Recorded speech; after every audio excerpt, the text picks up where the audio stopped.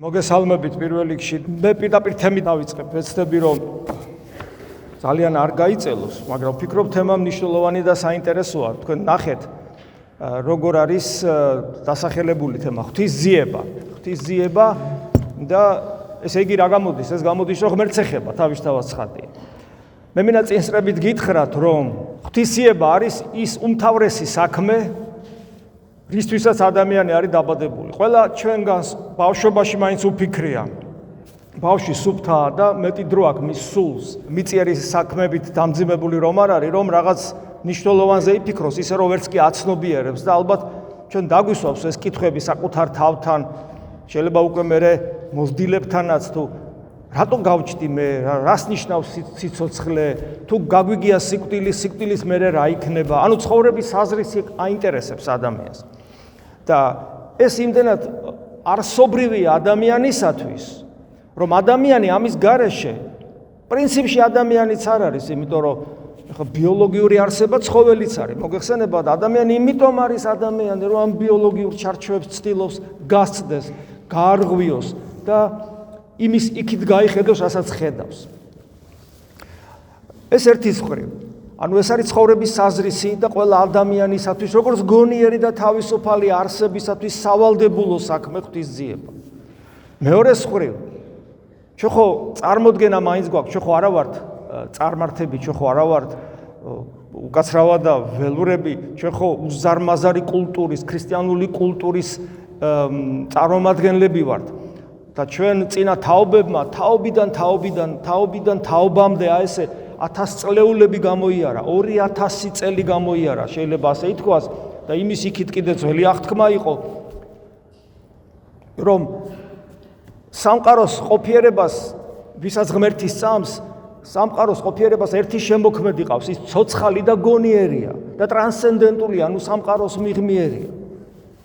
და ბუნებრივია, როდესაც და ეს სხვათა შორის ეს ძალიან მნიშვნელოვანია, რომ ქრისტეს მოვლინების მერე, ღმერთის განკაცების მერე ერთი ღმერთობის იდეა თითქმის საყოველთაო გახდა, თუ არ ჩავთვლით რაღაც კერძო შემთხვევებს. ყოველ შემთხვევაში ის ცივილიზაცია, რომელსაც ჩვენ ვეკუთვნით, ქრისტიანული ცივილიზაცია ასეთი და ამგვარია. მაგრამ მეორეს მხრივ, აი რომ დავფიქრდეთ, რამხელა კადნიერება უნდა ქონდეს ადამიანს, რომ მოინდომოს ღმერთზე საუბარი, მაშინ როდესაც მას არ იცნობს, მაგრამ ის მაინც ხო იცის, რომ ის სამყაროს მიღმიერია და თავის იდეადით საშინელია, იმიტომ რომ მან ეს გრანდიოზული უზარმაზარი სამყარო შექმნა. მით უმეტეს ქრისტიანულ ტრადიციაში, რადგან ჩვენ ქრისტიანები ვართ. ქრისტიანულ ტრადიციაში ჩვენ ფილოსოფიურად არ გვეკუთვნის მარტო ღმერთზე საუბარი, არამედ ქრისტიანმა თავის ტრადიციის მიხედვით იცის, რომ მან ღმერთის ძიების შემთხვევაში უნდა კომუნიკაცია დაამყაროს, ანუ კომუნიკაცია შეძლოს, კავშირი შეძლოს, როგორც გონიერ და თავისუფალ პიროვნულ არსებასთან, მან ადამიანმა როგორც გონიერმა თავისუფალმა და პიროვნულმა არსებამ. და ბუნებრივია, თუ ადამიანს ცოტათი მაინც შეუძლია ჩაუღმავდეს საკუთარ თავს და გაიაზროს, რას ეხება ეს ყველაფერი, ბუნებრივია კვლავ და კვლავ კრძალვა იპყრობს. და რამდენად შეუძლია ადამიანს ამის გაკეთება. მე კიდევ ერთი ნიუანსი, რომელიც ძალიან მნიშვნელოვანია, რომ ითქვას. ეს ქრისტიანებმა ვიცით. ეს ძალიან მნიშვნელოვანია. ქრისტიანებმა ვიცით, ეს სხვებმა შეიძლება არ იცოდნენ და არც იციან. ქრისტიანებმა ვიცით, რომ ღმერთის თვისება არის არა მარტო ყოვლის შემძლეობა, ყოვლის მცოდნეობა, ყოვლად სიბრძნეობა, ყოვლად ძლიერება.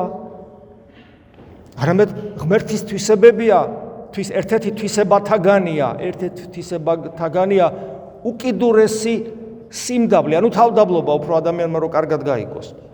ეს სიმდაბლე ღმერთისა იმდენად მიუწვდომელია, რომ ადამიანს მისი არათუ აღქმის უნარი არ აქვს. არამედ ადამიანს პროტესტი უჩნდება, როცა ღვთის ამგვარ თავდაბლობაზე არის საუბარი. საიდან სად მოვიდა?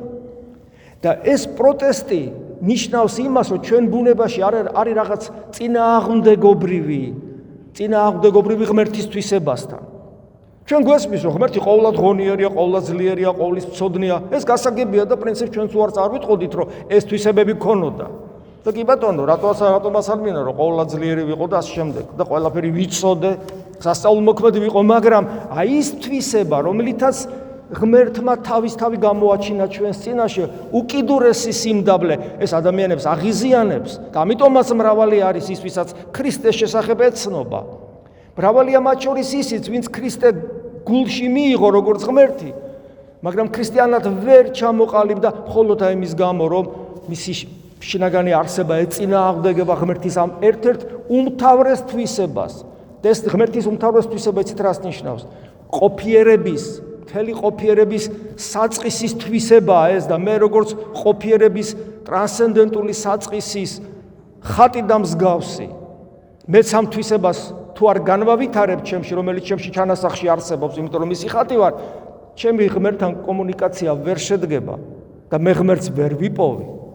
კიდევ ერთი ნიუანსი, რაც უნდა ითქვას, ეს არის ძალიან მნიშვნელოვანი, ამ თემებზე ძალიან ბევრ საუბრობს უდიდესი წმინდანი მე-20 საუკუნის წმინდა სოფრონი ინგლისელი, როგორც მას უწოდებენ ახლა, გარკვეულ პერიოდს ის ათონზეც მოღვაწეობდა და ამ თემებზე ძალიან მნიშვნელოვნად საუბრობს, ის ძალიან საინტერესოა. ადამიანი, რომელიც თავისი რესურსით ცდილობს ღმერთის პოვნას, მას როგორც წესი ეს არ გამოსდის.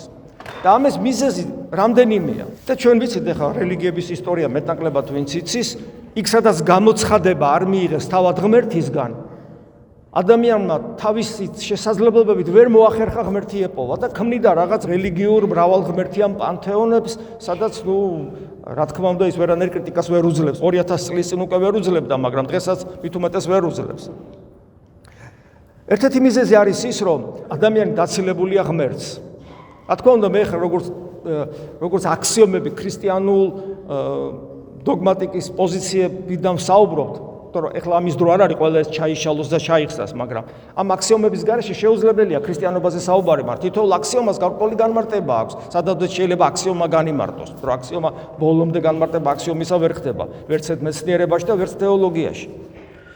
და საინტერესო არის ის, რომ ადამიანი ღმერთსო დაცილდა, მას შემეცნების უნარი ხო დარჩა, აბა ის ადამიანია, ცხოველი ხო არ არის და მისი ლოგიკური შემეცნების უნარი იმგვარია, რომ მას არ შეუძლია როგორ გითხრათ, თვითონ ეს აპარატი, ლოგიკური აპარატი, როგორც კომპიუტერი, ისე მუშაობს და დეპერსონიფიცირებული, ანუ ის მას პიროვნულობა არ ახასიათებს. პიროვნულობა ახასიათებს მე, რომელიც ვფლობ ჩემ გონებას. მაგრამ ჩემი ინსტრუმენტი შემეცნებისა არ არის პერსონიფიცირებული. ამიტომ მე ძალიან მიჭირს, როგორც კომპიუტერს ძალიან გაუჭირდება პიროვნების აღმოჩენა და პიროვნებასთან კომუნიკაცია, უბრალოდ რომ სიცოცხლის აღმოჩენა შეიძლება კომპიუტერმა თავისი გადამწოდების საშუალებით შეძლოს, მაგრამ კომუნიკაცია შეიძლება პრინციპში გაუჭირდება, ხო, ის პროგრამა სხვა რამეა. და ანუ ადამიანი, რომელიც თვითონ ეძებს ღმერთს, მას ძალიან უჭირს ღმერთი როგორც პიროვნება შეიმეცნოს, ამიტომ ყველა წარმართულ რელიგიაში ტრანსცენდენტული ყოფიერება, საიდანაც დანარჩენი ღვთაებები წარმოიშობიან, ყველა ეს ღვთაება არ არის პერსონა, ანუ პიროვნება არ არის. და კიდევ ერთი რაც ხელისშემშლელი ფაქტორია, ეს არის ის, რომ ადამიანს აღრეული აქვს საკუთარ თავში, ყველა ადამიანს აღრეული აქვს პიროვნება და ინდივიდუალიზმი. და ადამიანს ინდივიდუალიზმი გონია პიროვნება. და ინდივიდუალიზმი და პიროვნება ურთიერთგამომრიცხავი კატეგორიებია. ინდივიდუალიზმი არის ის, რომელიც მუდამ საკუთარი თავისკენ იხვეჭს და სულ თავის გარშემო უნატრიალებდეს ყველაფერი და ამ შემდეგ, ხოლო პიროვნულობა არის ის, რაც ყოველივეს გასცემს და ყოფიერების საწყისი პიროვნულია. და ადამიანი ამას ვერ მიხვდა. დღესაც ვერ იგებს ადამიანი ქრისტიანულ ტრადიციაში, რომ ცხოვრობდეს თუ ის გამოცხადებას არ მიიღებს, ხოლო გამოცხადებით ადამიანმა გაიგო, აი მოსეს პირით, მოსეს გამოეცხადა ამგვარად, ხო? რომ ყოფიერების საწყისი, ღმერთი ესე საუბრება მოსეს, რომ ყოფიერების საწყისი, რომელიც არის ვარ ყოფნა, არის მე, ანუ ვარ მე ვარ არის მე ვარ. აი ეს არის ძალიან მნიშვნელოვანი და როგორც უცნაურადაც არ უნდა მოგოჩვენოს, სანამ მოსესთან ეს გამოცხადება არ მოხდა, აი ესე მანამდე არსად არ დაფიქსირებულა რელიგიურ ცნობიერებაში, რომ ყოფიერების შემოქმედი არის პიროვნული არსება. აი ესე ძალიან მნიშვნელოვანია რომ ვიცოდეთ და იგივე წმინდა სოფრონი საინტერესო რამეს ამბობს. კაცობრიობა გამოცხადების გარეშე, როდესაც ეძებდა ღმერთს, იმიტომ რომ მას შინაგანი ინტუიციური მოთხოვნილება ჰქონდა, ყველაზე უმაღლესი დონე აი ამ ძიების მწვერვალი, ანუ ადამიანური რესურსი, რომ ეძებს ყოფიერების საწყის გამოცხადების გარეშე. უმაღლესი მწვერვალი ამისი არის და ესე იგი ჩვენ გვახსოვს წმინდა წერილიდან, როდესაც პავლე მოციქული ათენელებს ესაუბრება. საქმე მოციქულთაშია ეს და იქ მიანიშნებს, რომ მათ ათენელებს ჰქონდათ სხვადასხვა კერპები და ერთ-ერთ კერპს ეწერა უცნობი ღმერთი. და წმინდა სოფრონია ამბობს, რომ როცა ადამიანი მიხვდა, რომ არის ღმერთი, რომლის შეცნობა არის შეუძლებელი, აი ეს იყო მწვერვალი რელიგიური განვითარებისა, კაცობრიობის, როცა ის თვითონ ეძებდა ღმერთს. ანუ ადამიანი უნდა მიხვდეს იმას. ეს სამწუხაროდ ზოგმა ქრისტიანმა ბოლომდე არ იცის. ეს ძალიან მნიშვნელოვანია, რომ ღმერთს შენი რესურსით ვერასოდეს ვერ მიწვდები.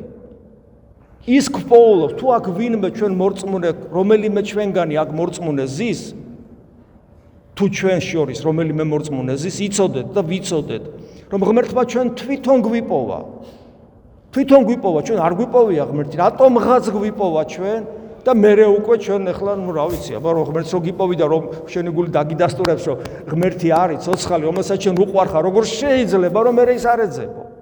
ეს ძალიან მნიშვნელოვანია. აი გამოცხადება ვახსენე და ერთი რამე მინდა გითქვა, რომ რადგან ჩვენ საუბრობთ ღმერთის ძიებაზე და ღმერთის ძიება არ ხდება რაციონალურად, ლოგიკურად, ადამიანური რესურსით, მაშინ ღმერთის ძიება და მასთან კომუნიკაცია რა ყოფილა? ყოფილა მისტიკა, ანუ საიდუმლოება. და აი ეს ქრისტიანული მისტიკა, რომლისაგანაც ხშირად ხდება დაცლა ქრისტიანობის მთელ რიგ დენომინაციებში, მკვდარია მისტიკა ქრისტიანულ მთელ რიგ დენომინაციებში. არსობრივად ქრისტიანული მისტიკა ცოცხალია მართლმადიდებლობაში და აი უბედნიერესი არსება ვარ, რომ მე ვარ მართლმადიდებელი, იმიტომ რომ 100%-იანი ვიცი, რომ მისტიკა მთელი სისავსით არის მართლმადიდებელ ეკლესიაში. ხოლო დანარჩენ დენომინაციებში და საერთოდ სხვა რელიგიებში და საერთოდ ათეიზმშიც არსებობს მისტიკა, რომელიც არის ადამიანური ბუნებითი თვისება, რომ სულ რაღაცა საიდუმლოს ეძებს და ზოგი ბოლო-ბოლო კითხავთან წავა და შავმა კატამ გადამირბინა და ამაზე არ ვსაუბრობ. ანუ ის მისტიკა, რომელიც ღმერთიდან მოდის გამოცხადებით, სრული სისავსით არის იგი მართლმადიდებელ ეკლესიაში. და მთელი საშინელებაა ის, როდესაც ჩვენ ეკლესიის წევრები ძალიან ხშირად ჩვენი არასწორი ხედვით, არასწორი ღვთისმსახურებით, მისტიკისაგან ვცლით ჩვენს ღვთისმსახურებას და ვამსგავსებთ ჩვენ სარწმუნოებას რაღაცა სხვა დენომინაციებს. ადამიანი მართლმადიდებელ ეკლესიის ღვთისმსახურებაზე რომ მოდის წირვაზე, ურწმუნოც კი თუ თლად ღვთისპირიდან გავარდნილი არ არის და თუ ის ჯერ კიდევ ადამიანობა არის მასში და სინდისის მიხედვით ცხოვრება, შეუძლებელია რომ მის გულს რაღაც არ შეეხოს. იმიტომ რომ ღმერთი ძალუმად და ძლიერად ავლენს საკუთარ თავს ღვთისმსახურების დროს. და ამიტომაც თუ ჩვენ საუბრობთ ღვთის ძიებაზე, რაც არის ჩვენი თემა, მაშინ უნდა ვისაუბროთ ესე. ღვთის ძიება, ანუ ქრისტიანული მისტიკა, ქრისტიანობის უნიკალური მისტიკა, მოდი ესე უფრო დავაზუსტოთ შეიძლება, ასე ვთქვათ. ეხლა რამდენიმე რამე რაც მე მინდა გითხრათ. ქრისტიანულ მისტიკაში, როგორც გითხარით თავიდანვე, უმნიშვნელოვანესია რწმენა. რწმენა, რომელიც არის ჩვენი გონების, ანუ შემეცნების უნარის ერთ-ერთი მნიშვნელოვანი სექტორი. რწმენი რატომ? იმიტომ რომ რწმენა შემეცნების უნარია. ის არ არის ლოგიკური აპარატი. ისე როგორც მაგალითად ვან გოგის ნახატები რო აღიქვა, მას ლოგიკური აპარატი საერთოდ ვერ გამოგადგება. ვან გოგის ნახატი რო აღიქვა, ის უნდა შეიმეცნო, ოღონ არა ლოგიკურად, არამედ სხვანაირად, რასაც შეგვიძლია ესთეტიკური შემეცნების უნარი ადამიანის გონებაში. ადამიანი სწორად იქცევა თუ არასწორად იქცევა, მასაც ხშირად ლოგიკურად ვერ შეაფასებ, იმიტომ რომ ლოგიკა გეტყვის, რომ შენ გირჩევნია, რომ არასწორად მოიქცე, შენ უფრო გაწყობს ეს. მაგრამ ჩვენში არის შემეცნების სხვა უნარი, რომელსაც სინდისი ქვია, რომელიც გეუბნება ეს სწორია, ეს სწორი არ არის. და ასევე ადამიანში უნარი შემეცნებისა, რომელსაც აქვს უნარი შეიმეცნოს ტრანსცენდენტული ღმერთიდან წამოსული მადლი, ანუ ენერგია და გითხრას, რომ ღმერთი არის. და აი ჩვენ საუბრობთ რწმენაზე, როგორც ყოფიერების შემეცნების ინსტრუმენტზე და მე მინდა ცოტა ამონარიდებით გამდიდრებული მექნება, თუმცა არ შეგაწუხებთ ძალიან ბევრი ამონარიდით, მაგრამ ვფიქრობ, რომ ის რამდენიმე რაც მექნება მნიშვნელოვანია, იმიტომ რომ სად ახლა მე რო საუბრობ და სად წმინდა წერილი და იქიდან პავლე მოციქული რო ისაუბრებს. ნახეთ პავლე მოციქული რას ამბობს? სარწმუნოება არის მოსავთამათ, ანუ ვისაც იმედი აქვს. იმედი აქვს, მოსავი არის მოიმედე.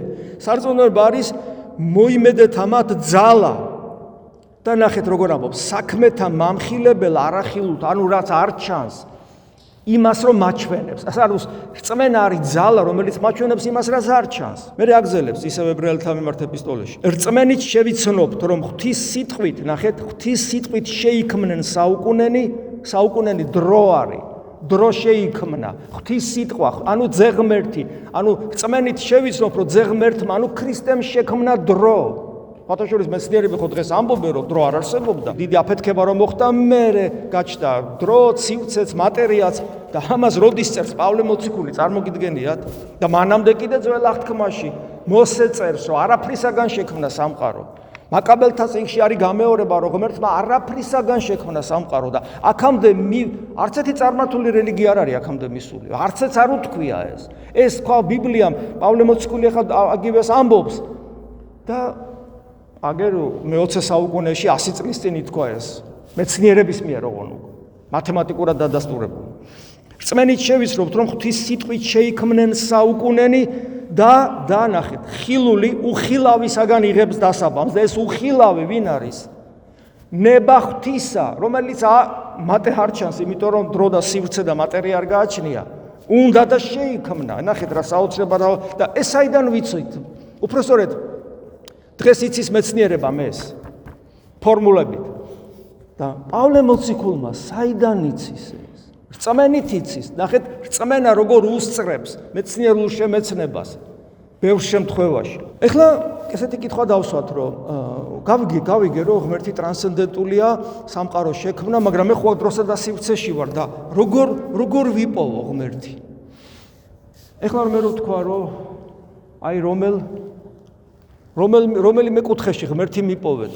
უკაცრავად ცოტა ესეთი რაღაც მაინც არ უხდება ღმერთს ესე, მაგრამ აი ესე რომ გავბედავ ღმერთმა შემინდოს, რომელიმე კუთხეში ღმერთი მიპოვეთ. ვერსად ვერ იპოვით აქ ღმერთს. ვერცეთ ოთახში, ვერცეთ ტაძარში, მთელ სამყაროში ეს რომ გავზარდოთ უსასრულოდ ეს სამგამზომილებიანი სივრცე ხო არის და მთელი სამყარო ჩავტიოთ, ღმერთს ვერ ვიპოვით. რატომ? იმიტომ რომ დრო და სივრცე ღმერთმა შექმნა და თვითონ დროსა და სივრცეში არ იმყოფება. აბა მაშინ გამოდის, რომ ცუდათაა ჩემი საქმე. არ არის ცუდად ჩვენი საქმე. ადამიანში არის რაღაც ისეთი, რომელიც დროისა და სივრცის მიღმიერია. რა არის ეს? ეს არის გონება. ეს არის თავისუფლების პოტენცია ჩვენში. ეს არის პიროვნულობა. ეს არ არის დრო, ეს არ არის სივრცე, ეს არ არის მატერია. ეს არის საღვთო თვისება და ღმერთი როგორც გონიერი არსება სამყაროში იძებნება გონიერ ადგილას. ერთადერთი გონიერი ადგილი მთელ სამყაროში, არა მარტო დედამიწაზე, კაცო, მთელ გალაქტიკაში და გალაქტიკებში. ერთადერთი გონიერი ადგილი მთელ სამყაროში არის ადამიანი, რომელსაც თავის შიგნით გააჩნია მისტიკური სიღრმე. არც ცხოველს მისტიკური სიღრმე არ აქვს. ადამიანს აქვს მისტიკური სიღრმე. ამით განსხვავდება ადამიანი ცხოველისაგან. ამიტომაც მეცნიერები ამბობენ, რომ ადამიანი არის, თქვათ, მოაზროვნე არსება, ადამიანი არის, თქვათ, ზნეობრივი არსება, ნებად სოციალური არსება, ყველაფერი, მაგრამ ღვთისმეტყველები ამბობენ, ამ ყველაფერს კი არ უარყოფენ და ამატებენ. ადამიანი არის თეოლოგიური არსება. თეოლოგიური, ანუ ღვთაებრივი არსება ადამიანი. კვლავ პავლე მოციქულის ამონარიდი კორინთელთა მიმართ მეორე ეპისტოლედან. ღმერთმა პავლე მოციქული ასე საოცრად ამბობს, მკვეთრად, როგორც მას ჩვევია, ცეცხლოვანი სიტყვით. ღმერთმა, რომელმან თქვა, ბნელისაგან ნათელი გამობწყინვებად, ეხლა ვისაც ბიბლია წაკითხული აქ იცის, რომ ესე იგი ქაოსია შექმნილი მატერიის, ჯერ ღმერთმა შექმნა რაღაც ესეთი ქაოსი მატერიალური, რომელიც არ არის ფორმირებული და იწყებს ფორმირებას და ფორმირებას რო იწყებს, ამბობს ესე, იქმენ ნათელი, მისი სიტყვა შემოქმედებითი აქტია, როგორც კი ამბობს ღმერთი იქმენ ნათელი, სიტყვა ამბობს, ანუ ქრისტე ამბობს, იქმენ ნათელი და იქმნება ნათელი. ანუ ყოვლის შემძლეობა ჩანს, ხო აქ ღმერთის. და ამიტომ ამბობს პავლე მოციქული, ღმერთს წარმოგვიჩენს როგორც სამყაროს შემოქმედს, როგორც ყოვლის შემძლე არსებას და ამბობს. სწორედ მან ღმერთმა, ანუ ძე ღვთისა, ღმერთმა რომელმან თქვა ბნელისაგან ნათელი გამოფწყინვებად, რომელმან, ანუ მანვე ღმერთმა, მანვე გამოაბწყინა გულთაშინა ჩვენთვის მოიცალა, ხო? გულთაშინა ჩვენთა განსანათლებლად მეცნიერებისა დიდებისა ღვთისა წინაშე პირსა იესო ქრისტეს, ანუ ჩვენი გული რო განანათლოს ღვთის დიდებით იესო ქრისტეს მიერ, რომელიც იესო ქრისტეს პირით, ანუ იესო ქრისტეს პიროვნებით, ძე ღვთისას განკაცებული ღმერთის პიროვნებით მოგვეცემა ეს ნათელი ჩვენ. და ეხლა მე აგძელებს ხოლო გვაქვს ჩვენ ეს საფასე, ანუ განძი, ჩვენში რო ღმერთია, ეს ამაზე საუბრობს. გონიერ ადგილას რო უნდა შევხვდეთ ღმერთს. ეს საფასე სადა გვაქო? და თვითონვე თითქოს გაოცებული ამბობს, კეცის ჭურებით. ჭური ჭურჭელია, კეცი თიხაა. ანუ ამ სხეულში ეს საოცარი დიდებულება, სამყარო შემოქმედი ღმერთი აქ ამყავს, პავლე მოციქული ამბობს. რატომ კეცის ჭურებით ეხლა ამბობ? რატო არა ვარ ბრილიანტის თქვა, ხო ესეთი? ან რატო არა ვარ ყოვლის შემძლე, რომელიც არ ექვემდებარება განადგურებას, ანუ თიხა ვარ, რომელიც იმტრევა, ხვალე მოუკვდები. რათა გარდარეული გიძლიერებისა, ანუ ნახეთ როგორ ის ძლიერება, საღვთო ძლიერება, ესე კი არ ამბობს, გარდარეული ძლიერება. ანუ გონება მიუწვდომელი ძალმოსილება ღმერთისა. ეს იყოს ეს ჩვენში რო არის, ვიცოდე რომ ეს ღმერთისგან არის და არა ჩვენგან. ადამიანი ისეთი ამპარტავანია, რომ პავლე მოციქულს უწევს ამის გაკეთება, რომ გაიგე ადამიანო, ეს რაც შენში ხდება, შენი დამსახურება როგორ არის. ადამიანი როგორც ჭურჭელი, ესე იგი ჩვენ თქვით, ნახეთ, ადამიანი ჭურჭელი, ჭური. ეს თეოლოგიური განმარტებაა ეს ადამიანის შექმნილია როგორც ჭურჭელი, რომელსაც მისტიკური სიღრმე გააჩნია, როგორც წეგან გითხარით და ჭურჭელი რითი შეიძლება გაავსო? ესე იგი, სიბინძურით და თქვა წყლით, რითაც გინდა იმით გაავსე. ადამიანი არის სამწუხაროდ, ადამიანი არის თუ მასში ღმერთი არ არის, რატომღაც თუ ამას თავის განმარტება აქვს, რატომღაც ძალიან უნდა იქ შეძრომა ბოროტ სულს. იმიტომ რომ მისი ღმერთის ადგილი დაიკავოს, ადამიანის გული ღმერთის ადგილია და თუ ადამიანი ღმერთს უარსეუბნება, მაშინ და თუ ადამიანში ღმერთია, მაშინ უბრალოდ ჭურჭელი კი აღარ არის, არამედ ჭურჭელი, ანუ სივრცე, სადაც ღმერთი იმყოფება, რა ქვია იმ სივრცეს? ტაძარი ქვია. და ამიტომ ადამიანი არის პოტენციური ტაძარი. და ნახეთ პავლე მოციქული კვლავ კორინთელთა მიმართ ეპისტოლეში ისე არა უწყითა, ანუ არ იცითო? რამე თუ გვახსენებს, რამე თუ ტაძარნი ღვთისანი ხართ და სული ღვთისა დამკვიდრებულია თქვენში.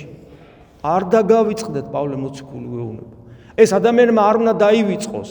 და ადამიანს ეს თუ ახსოვს ყოველთვის და თავს თუ ქრისტიანად თulis არ დათვრება, წამალს არ გაიკეთებს, არ იმრუშებს, ესე იგი, რა ვიცი, რაღაც საშინელებებს არ გააკეთებს, არ დახარჯავს თავის სიცოცხლეს, სისულელეში, არ დააზიანებს თავის სხეულს მიზანმიმართულად. იმიტომ რომ და მით უმეტეს უწმინდურობით, იმიტომ რომ მასში ღმერთი ცხოვრობს და თუ ასე არ მოიქცევი სწორად, მას შენგან ღმერთი წავა, შენგან რო ღმერთი წავა, ჯოჯოხეთი იწყება შენთვის, რომლის რეალიზება შენი გარდაცვალების მერე მოხდება. ძალიან მნიშვნელოვანია, როცა საუბრობთ ადამიანის სხეული და სხეულიც და სულიც, ამ შემთხვევაში როცა ვამბობთ ადამიანზე, სხეული და სულს ორივეს მოვიაზრებთ. ადამიანი როგორც აძარი, საიდან ესეთი პატივი ჩვენ? საიდან ესეთი პატივი და ღმერთი მოვიდა ადამიანად. ჩვენი ყველაზე ცუდიც კი რაც შეიძლება წარმოიდგინო ბიოლოგიურად ვამბობ, არა ცოდვის მხრივ, არამედ ბიოლოგიურად, სისუსტის მხრივ, რომ ადამიანი სუსტია, ადამიანი უნარო, ადამიანს რაღაცების ეშინია, ადამიანს ჭამა უნდა, სმა უნდა, ადამიანს რაღაც გარკვეული გამონაყოფები აქვს, აი ყველაფერი, აი რაც ადამიანის ღირსებას, პიროვნულობას, თავისუფლებას, გონიერებას არ ეკადრება ცხოველივით არის, ხო ადამიანი რაღაც ნიუანსებში, ყველაფერი ეს თავისი ყველა მინუსით, გარდა ცოდვისა ვამბობ. აიღო ეს სხეული და საკუთარ პიროვნებაში შემოიყვანა იესო ქრისტემ, ძე ღმერთმა. ამას ქვია ღმერთისა და ადამიანის შიპოსტასური შეერთება, ანუ პიროვნული შეერთება ღმერთისა და ადამიანში და ეს შეერთება ისე უცნაურად მოხდა, რომ ღმერთის მთელი ღვთაებრიობა დამკვიდრდა ქრისტეში ხორციელად. ამიტომაც ჯვარცმას რო უყურებთ, ვამბობთ, ღმერთი არის ჯვარცმული, ღმერთი მოკვდა. ღვთისმშობელზე ვამბობთ, რომ ღმერთი გააჩინა. ადამიანმა ღმერთი როგორ უნდა გააჩინოს და ღმერთი როგორ უნდა მოკვდეს, მაგრამ ის ადამიანი, რომელიც მან თავის პიროვნებაში მიიღო, იმ ადამიანობას ადამიანური პიროვნულობა არ აქვს, ღმერთია მისი პიროვნება და ეს ადამიანი ჩვენ ერთადამიანი თავის თავში მიიღო და ამის მერე ადამიანური ბუნება შესაძლებელი გახდა ღმერთის დატევნისა თავის თავში და ჭურჭლად შექმნილი ადამიანი ტაძრად გადაიქცა. აი ეს არის ძალიან მნიშვნელოვანი. და შესაბამისად ეს როცა მოხდა, ამის მერე დაიწყო ახალი აღთქმის პერიოდი დედამიწაზე. იყო ძველი აღთქმის პერიოდი. ძველი აღთქმის პერიოდი მდგომარეობდა ამაში. ღმერთს დაცილებულ ადამიანებიდან ამოარჩინა ღმერთმა აბრაამი და დაიწყო მასთან კომუნიკაცია. აბრაამის შემთხვევით არ ამოურჩევია. აბრაამი იყო მიუხედავად იმისა, რომ არაფერი არ იცოდა ერთის მხრივ. მას ესეთი სუფთაგული ჰქონდა, ის მიხვდა, რომ მას ღმერთი ელაპარაკებოდა და მას ჰქონდა მზაობა ბოლომდე თავგანწირვით ყოფილიყო ერთგული ღმერთისა, რომელიც მას ეცხადებოდა და მიუხედავად იმისა, რომ პირად ცხოვრებაში მას ბევრჯერ გაჭირვებია, იგი ბოლომდე ერთგული დარჩა ღმერთისა და მან ღმერთმა ამიტომ აბრაამს დავდო აღთქმა, რომ შენი შთამომავლობას, ანუ მის შთამომავლობას დაპირდა რაღაცას ფაქტობრივად აბრაამი, იქ ბევრი ნიუანსი, ახლა ამას არ ჩაუღმავდები და სულიერი აბრაამის შვილობაზეც მისცა აღთქმა, რომ ესე იგი მისგან გამოვიდოდა არა მარტო ხორციელი შვილები, არამედ სულიერი შვილები, რომლებიც ჩვენ ვართ ქრისტიანები. ხო, ახალი აღთქმა დაიწყო მას შემდეგ, როდესაც ღმერთი ადამიანად მოვიდა. ეს არის ახალი აღთქმის პერიოდი. ეს არის ახალი აღთქმის პერიოდი ზეცის მოქალაქეობა. აი წარმოიდგინეთ, ახალი აღთქმის გამო, რადგან ღმერთი ადამიანად მოვიდა, შენში ღმერთი შემოდის და მკვიდრდება. თუ აბრაამს გარედან ესაუბრება, მოსეს გარედან ესაუბრება, მოციქულებსაც კი ჯერჯერობით გარედან ესაუბრება, თუმცა უკვე ღმერთი ადამიანად მოსულია. მერე უკვე როცა სულიწმიდა ღმერთი გარდა მოვიდა, მოციქულები გახდნენ ღირსი ამ ახალი აღთქმის საიდუმლოებაში შემოსვლისა, ანუ მანამდე ღმერთი გარედან გველაპარაკებოდა, ხოლო ახალი აღთქმის ადამიანებს შიგნიდან გვესაუბრება. და ეს უკვე არის ზეცის მოქალაქეობა, იმიტომ რომ ჩვენ ზეცას უკვე საკუთარ თავში ვატარებთ. და აი პავლე მოციქული ამბობს კვლავ, რომ თანა აგვადგინა, ანუ ქრისტე რო აღდგა, ქრისტეში რო ადამიანური ბუნების ტრანსფორმაცია მოხდა, ხო ჩვენერი ბუნება მიიღო, ხო შემოუშვა თავის თავში 1000 განსაცდელი, თავისინებით მას ის ყოვლის შემძლია, ვერავინ ვერაფერს ვერ უზავდა, მაგრამ მან შეგნებულად ადამიანური ცხოვრების ყველა გზა გაიარა, რომ ესე იგი დაიბადებოდა, რომ ჩვილი იქნებოდა, რომ დევნიდნენ, რომ ტკენდნენ, რომ ვერუგებდნენ, რომ აფურთხებდნენ, რომ ცემდნენ, რომ ასე შემდეგ, რომ მიატოვეს, ყველაფერი გაიარა ჩვენთვის სიკვდილით, ღმერთისაგან მიტოვებულობის განცდაცის გაიარა ჯვარზე, ჩვენთვის სიკვდილი გაიარა ჯვარზე, ყველაფერი ეს გაიარა და შემოუშვა თავის თავში სიკვდილი. წარმოიდგინეთ, უკვდავში და ყოვლის შემძლეში შევიდა ეშმაკის ყველაზე ძლიერი იარაღი სიკვდილი. სიკვდილს რა დაემართებოდა, რომ შევიდოდა სიცოცხლეში. რა დაემართება, ესე იგი, წვეთ წყალს დიდ უზარმაზარ კოცონში რომ მიაგდებ. სიკვდილი მოკვდა ქრისტეში.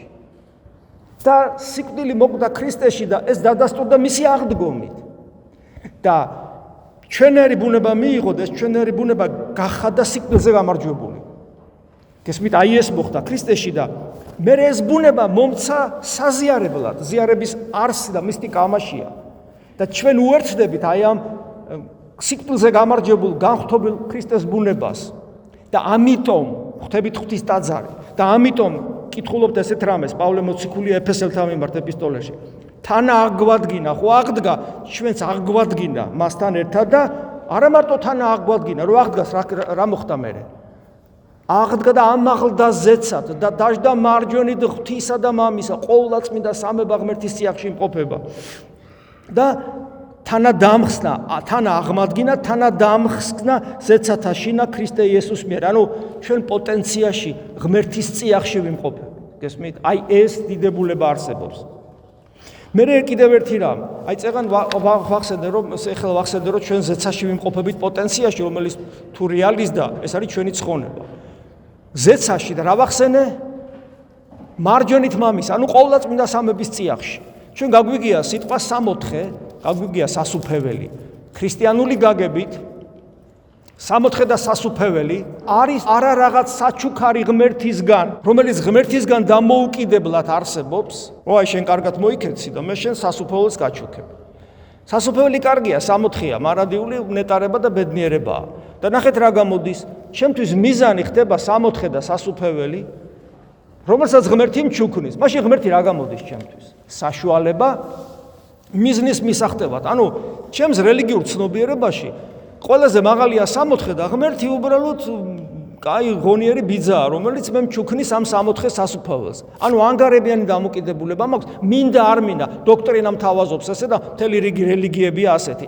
ქრისტიანობა გეუბნება არა, სამოთხე და სასუფეველი თავად ღმერთია. ღმერთმა რაღაცა კი არ უნდა მოგცეს. ღმერთი თავის თავს გაძლევს მთლიანად. უძღებიშვილის იგავშიროა უფროსის შეუნება. ჩემი ყველაფერი ხო შენია. რა სიტყობ ჩემ? თიკანი მომეციო და გაუკვირდა. რა თიკანი, კაცო? თიკანი კი არა. ყველაფერი რაც ჩემია ის შენია. გესმით? აი ეს არის. ოღონ აქ არის ერთი პრობლემა. ადამიანებს არ უნდათ ღმერთის რაც არის ყველაფერი თავისთვის. ადამიანებს ხშირად ცხოველური გართობა და სიამოვნება და ეგოიზმის და ინდივიდუალიზმის და სიამაყის და ამპარტავნების დაკმაყოფილება ურჩევნიათ, ვიდრე ღმერთად ყოფნა. რატომ? წეღან თქვი. სიმდაბლის გარეშე ეს არ არსებობს. ეს არის თავდავლობა, არის უმთავრესი თვისება ღმერთის. სამოთხე სასუფეველი არის თავად ღმერთი და ეხლა მე ისევ წაგიკითხავთ, აი ნახეთ, ძე ღმერთია ახალი აღთქმის სასუფეველის და სამოთხეც. რამე თუ ძე ღმერთში, ეხლა პავლე მოციქულის სიტყვები, შეიქმნა ყოველი მიწიერიც, ზეციერიც, ხილულიც და უხილავი, ყველაფერი მის მიერ. ქრისტესადმი რწმენა არის ახალი სამოთხე. წეს ერთ წმინდანი. ქრისტესადმი რწმენა არის ახალი სამოთხე. ღმერთი, რომელიც არის ყოველთა პირველ მიზეზი, ერთია. და იგი ზეციური სასუფეველი და სამოთხეა. ანუ ნახეთ როგორი ცნებებია. ღმერთია სასუფეველი და სამოთხე. შენ ქრისტე ზეცის სასუფეველო, შენ სამოთხელ წვალვილოვანო.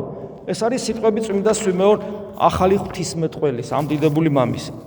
ეხლა კიდევ ერთი თითქმის თანამედროვე წმინდანი პორფირი კავსოკავილელი, ათონელი მამა. რა არის სამოთხე? კითხვას სვავს. და პირდაპირ პასუხებს. სამოთხე ქრისტეა. აი სანამ არ მიხვდები ადამიანო, რომ სამოთხე, რომელსაც შენ როგორც რელიგიურ ადამიანს გინდა რომ დაემკვიდრო, სანამ არ მიხვდები რომ სამოთხე იესო ქრისტეა, მანამდე შენი ქრისტიანობა არც დაწყებულა. და თუ ის იესო ქრისტეა, მაშინ გაგამოდის ის მასთან ხო კომუნიკაცია, პიროვნული კავშირი, ერთგულება, ის ჯვარცმული ღმერთია, მას ერთგულება, მისდამი ერთგულების გამოხატვა და ასე შემდეგ, მისი თვისებებით აღჭურვა. ეხლა კიდევ ერთი რა სტატუსით ვართ ღმერთის წინაშე წარდგენილი, სამოთხეში კი ბატონო და რა სტატუსით? ღვთისშვილები ვართ. როგორი კომუნიკაცია გქონდეს თანამედროვე სიტყვებით რომ ვიყვაროთ ღმერთთან, როგორ ვილოცოთ? პირველი რა უთხრა? მამა უწოდეთ ქრისტეუნება. მამა უწოდეთ, მამა. ეს რევოლუცია რელიგიურ ცნობიერებაში. ასეთ რამე არ ყოფილა. რევოლუციური ისა, რომ ტრანსცენდენტულ ღმერთს ვერც ბედავდნენ მის სახელის წარმოთქმას. ბუდა პირდაპირ ამბობს, რომ ჩვენ ახლა არ შეგვიძლია მასზე ვისაუბროთ, ჩვენ ნებებს ვერ ბრძოლოთ. და ამ დროს ქრისტე მოდის და გეუნება, არ იფიქრო კი არა მასზე და არ ეძებო კი არა და არამედ ის შენი მამაა და მას როგორც შვილმა ისე უნდა მიმართო და მამაო ჩვენოს რო ასწავლოს. ნახეთ გალატელთა ერთ ეპისტოლე ისე პავლე მოციქულის. მოავლინა ღმერთმა ძეთვისი, შობილი დედაკაცისგან, რათა შვილება იგი მოვიღოთ, ანუ შვილები გავხდეთ. და რადგან ხართ შვილნი, გამოავლინა ღმერთმა სული ძისათვისისა გულთაშინა ჩვენთან, ანუ სული წმინდა ღმერთი, რომელიც ძისულათად იწოდება, რომელიც მამისაგან გამოვალს, ეს გამოავლინა ჩვენში, რომლითაც ვღაღადებთ. აბა მამაო, ანუ ჩვენში იგივე სული მკვიდრობს, რა სულითაც ღმერთი გველაპარაკება და ეს სული გვასწავლის ღმერთის შვილობას, იმიტომ რომ ჩვენ ვერ შევძლებთ. ის გვეხმარება, რომ ეს მისტიკა რეალიზდეს ღმერთის ძიებისა, ღმერთის შვილობისა. და სწორედ ეს სული კვლავ აგზელებს რომელთა მიმართ ეპისტოლეში. ემოწმება ჩვენ სულს, რომ ღვთისშვილები ვართ. ეს ცით რას ნიშნავს? გვიდასტურებს შინაგანად ღმერთი, რომ ღმერთის შვილები ვართ და გვაქვს კადნიერება მას მამა უწოდოთ. შემდეგ ღმერთის შვილები რადგან ვართ და აქ მივდივართ მნიშვნელოვან საკითხზე. ღმერთის შვილები რადგან ვართ, მან საიდუმლო ცოდნა გამოგვიცხადა. და ამ საიდუმლო რას ნიშნავს, რაც არავინ არ იცის ქრისტიანების გარდა. და ჩვენ უნდა ვიცოდეთ. და საიდუმლო დაბალული კი არ არის. ქრისტიანებს გამოგვეცხადა, მაგრამ საიდუმლო იმიტოა, რომ ქრისტიანის გარეშე ამას ვერავინ ვერ იგებს. და ამიტომ თუ ამას ვერ ვიგებთ, ჩვენც არა ვართ ქრისტიანები. მაგრამ ეს ცოდნა საიდუმლოა, ქრისტიანობამდე ეს არავინ არ იცოდა. და ახალი აღთქმის საიდუმლო ცოდნა და შესაბამისი ვალდებული ცოდნას რო გაძლევს ღმერთი ვალდებულებაც, ხო გვენიჭება, თავისთავად ხადია, ლოგიკურია, ხო? და ნახეთ როგორ არის. ნახეთ რას ვკითხულობ. ხო, პავლე მოციქული ამბობს, რომ გვაუწყა ჩვენ საიდუმლო, ჩემი სიტყვები რო არ გეგონოთ, გვაუწყა მან საიდუმლო, იგი ნებისა, მისისა, სათნოებისა, მისი, ანუ მას მოსწონს, რომ მისი ნების აღსრულებელი ვიყო და მისი ნება მოგვეცა ჩვენ რომ ეს საიდუმლობა გწოდნოდა. და ეს საიდუმლობა დიდი პრობლემაა თუ ჩვენ არ გავაცნობიერებთ, იმიტომ რომ მარიამს რო ეუბნება გახსოვს მართალი სვიმეონი რო ქრისტეზე რო მის წინაშე მრავალი დაეცემა და მრავალი წამოდგება. ანუ ამ საიდუმლოებასთან მიახლება ნიშნავს, რომ ან ფეხზე დადგები და სასופელო შედიხარ, ან ეცემი, შუალედური აღარ არსებობს. ეხლა ეს საიდუმლოება რომ გავიგოთ, ამისათვის რას აკეთებს ქრისტე. ქრისტე არსებს ეკლესიას, რომელიც აი თანამედროვე ტექნიკურ ტერმინს ვიხმარ, მისტიკური პორტალია, მისტიკური პორტალი ჩვენსა და ტრანსცენდენტურ ყოფიერებას შორის. და ესე ამბობს, ამას კლდესაზე და აღვაშენო ეკლესია ჩემი. რატომ არის მისტიკური პორტალი, ეხლა ეს გამოჩნდება, ანუ როგორ არის ეს კავშირი? თითოეული ქრისტიანი ქრისტეს სხეულის ნაწილი ხდება და მასში ღმერთთან ერთობის საიდუმლოება აღესრულება, რაც არის კიდევ წეშმარიტად ღვთისმსახურება. აი პავლე მოციქულის სიტყვები ისე კორინთელთა მიმართ, თქვენ ერთად ქრისტეს სხეული ხართ, ცალ-ცალკე კი მისი ნაწილები. ქრისტე არის ეფესელთაში ახლა, ქრისტე არის ეკლესიის თავი და მისი სხეულის, ანუ ჩვენი ეკლესიის გადამრჩენელი. და აღსარებულად დიდარს ღვთისმსახურების საიდუმლოება, ღვთისმსახურება ეკლესიაში აღესრულება და ამ მსახურების საიდუმლოება დიდია, ღმერთი გამოჩნდა ხორცით. ნახე რა გამოდის. ეკლესია არის ქრისტეს სხეული, თვითონ არის თავი არის მარჯვენით მამისა, ჩვენ ვართ აქ მიწაზე და პორტალი ნიშნავს, რომ გასასვლელი სამყაროს მიღმიერ ყოფიერებაში გასასვლელი ეკლესია, რომელშიც ჩვენ ვიმყოფებით. და როცა გაიგებთ, რომ ეკლესიის გარეშე ვერავინ ცხონდება, ნუ გაგიპროტესტებთ გული. ეგ როგორ კაცო ეკლესიის, იმიტომ რომ ეკლესია ქრისტეს მისტიკური სხეულია. იმიტომ რომ ჩვენი თავი ზეცაშია. იმიტომ რომ თავსა და სხეულს შორის პირდაპირი კავშირია. ეს კავშირი არის ქრისტეს სისხლი, ქრისტეს ხორცი და სულიწმიდა ღმერთის მიერ მოტანილი საღვთო ენერგია და მადლი. გესმით, ეს პირდაპირი კავშირია. როგორც თავმოჭრილი სხეული ვერ იცოცხლებს, ისე ქრისტეს ეკლესიიდან გასული ადამიანი ვეღარ იცოცხლებს. ეს არის ძალიან მნიშვნელოვანი. ამავე დროს კიდევ ერთი ნიუანსი. თითოეული ქრისტიანი ქრისტეს სხეული ნაწილი ხდება და მასში ღმერთობის ერთობის საიდუმლოება აღესრულება, ღმერთთან ერთობის საიდუმლოება, რომელიც არის ჭეშმარიტი ღვთისმსახურება და კიდევ ერთი უკაცრავად საიდუმლო, რომელიც ახალი აღთქმის პერიოდში ქრისტიანებს განეცხადათ. და პავლე მოციქული ესე ამბობს, ნახეთ, გავხდი ეკლესიის, ანუ ღვთისმსახური, რათა აღვასრულო. ესე იგი, აი ეკლესია ხო რაღაც კავშირია ღმერთთან, ხო? ეხლა პავლე მოციქული ამბობს თავის თავზე. გავხდი ეკლესიის, ანუ ღვთისმსახური და ღვთისმსახურება არის ღმერთი გამოჩნდა ხორცით, ხო? აი და ჩვენ ამ მისი გამოჩენილი ხორცის ნაწილი ვართ. რათა აღვასრულო ღვთის სიტყვა. და აგძელებს ეს კოლასელთა მიმართ ეპისტოლეში. სიტყვა და რა სიტყვა უნდა აღასრულოს? საიდუმლო, რასაც წეგან გეუბნებოდით. საიდუმლო დაფარული უკუნისიდან თაობათა დასაბამიდან, ანუ რაც სამყაროს შეიქმნა და უკუნისიდან, ანუ სამყაროს შექმნამდე ეს გეგმა ქონდა ღმერთს. ანუ სანამ ღმერთი სამყაროს შექმნის, მას აქვს ეს გეგმა. და რომელიც მე თაობები გამოიარა და აი ამ საიდუმლოებაზე საუბრობს პავლე მოციქული. გეხსნით რაზეა საუბარი? ღმერთი რო სამყაროს ქმნის, მას აქვს გეგმა და ეს გეგმა რეალიზდა მაშინ, როცა ღმერთი თავად ადამიანად მოვიდა და პავლე მოციქული, რომელიც ჰარიდან კი არ ლაპარაკობს, ჯერ ესეთი სახარებას ეფუძნება მისი წერილები და მერე გამოცხადება აქ პირადი ქრისტე მას პირადად ეცხადება და ყველაფერს ასწავლის. და ეს საიდუმლოება, ანუ ის გეგმა, რაც ღმერთმა ჩაიფიქრა მარადისობაში სამყაროს შექმნა და ამ გეგმას გიმხელს პავლე მოციქული და ეს ცოდნა ჩვენ გვეძლება წმინდა წერილში, გესმით? აი რამხელა განძია წმინდა წერილი, რომელიც ჩვენ სახში შეიძლება გვიდევს და მტვერი ადევს.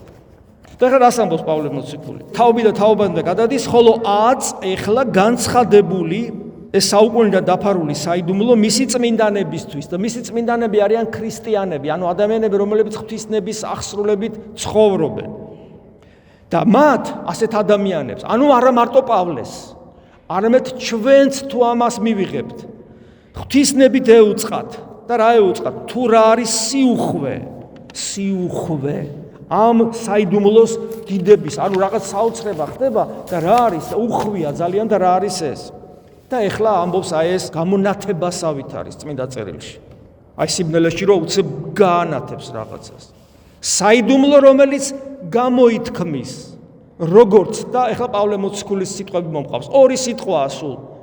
ქრისტე, ანუ ქრისტე ვინ არის? სამყაროს შემოქმედი ღმერთი, რომელიც ჩვენი სიყვარულისათვის ადამიანად მოვიდა. ქრისტე ჩვენში.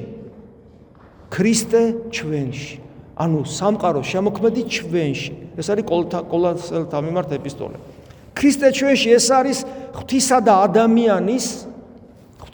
ადამიანის უმწვერვალესი ერთობა და ურთიერთობა. ამაზე დიდი ურთიერთობის შესაძლებლობა ქრისტე ჩვენში არ არსებობს. ამიტომ ვინც ქრისტიანობას არ იღებს და ვინც ქრისტიანობას ვერ იღებს და ვერ იგებს და უგოლებელს ყოფს, მისთვის აღარ არსებობს უფრო დიდებული რამ, რომ ის ადამიანი რაღაცნაირად შეიცვალოს, ფორმირდეს, განიღვთოს, სამოთხე დაემკვიდროს, იმიტომ რომ ღმერთი რო შენში შემოდის, ამაზე დიდი რამე შეიძლება არსებობდეს, თან შენ რო ღვთისშვილად ხდის.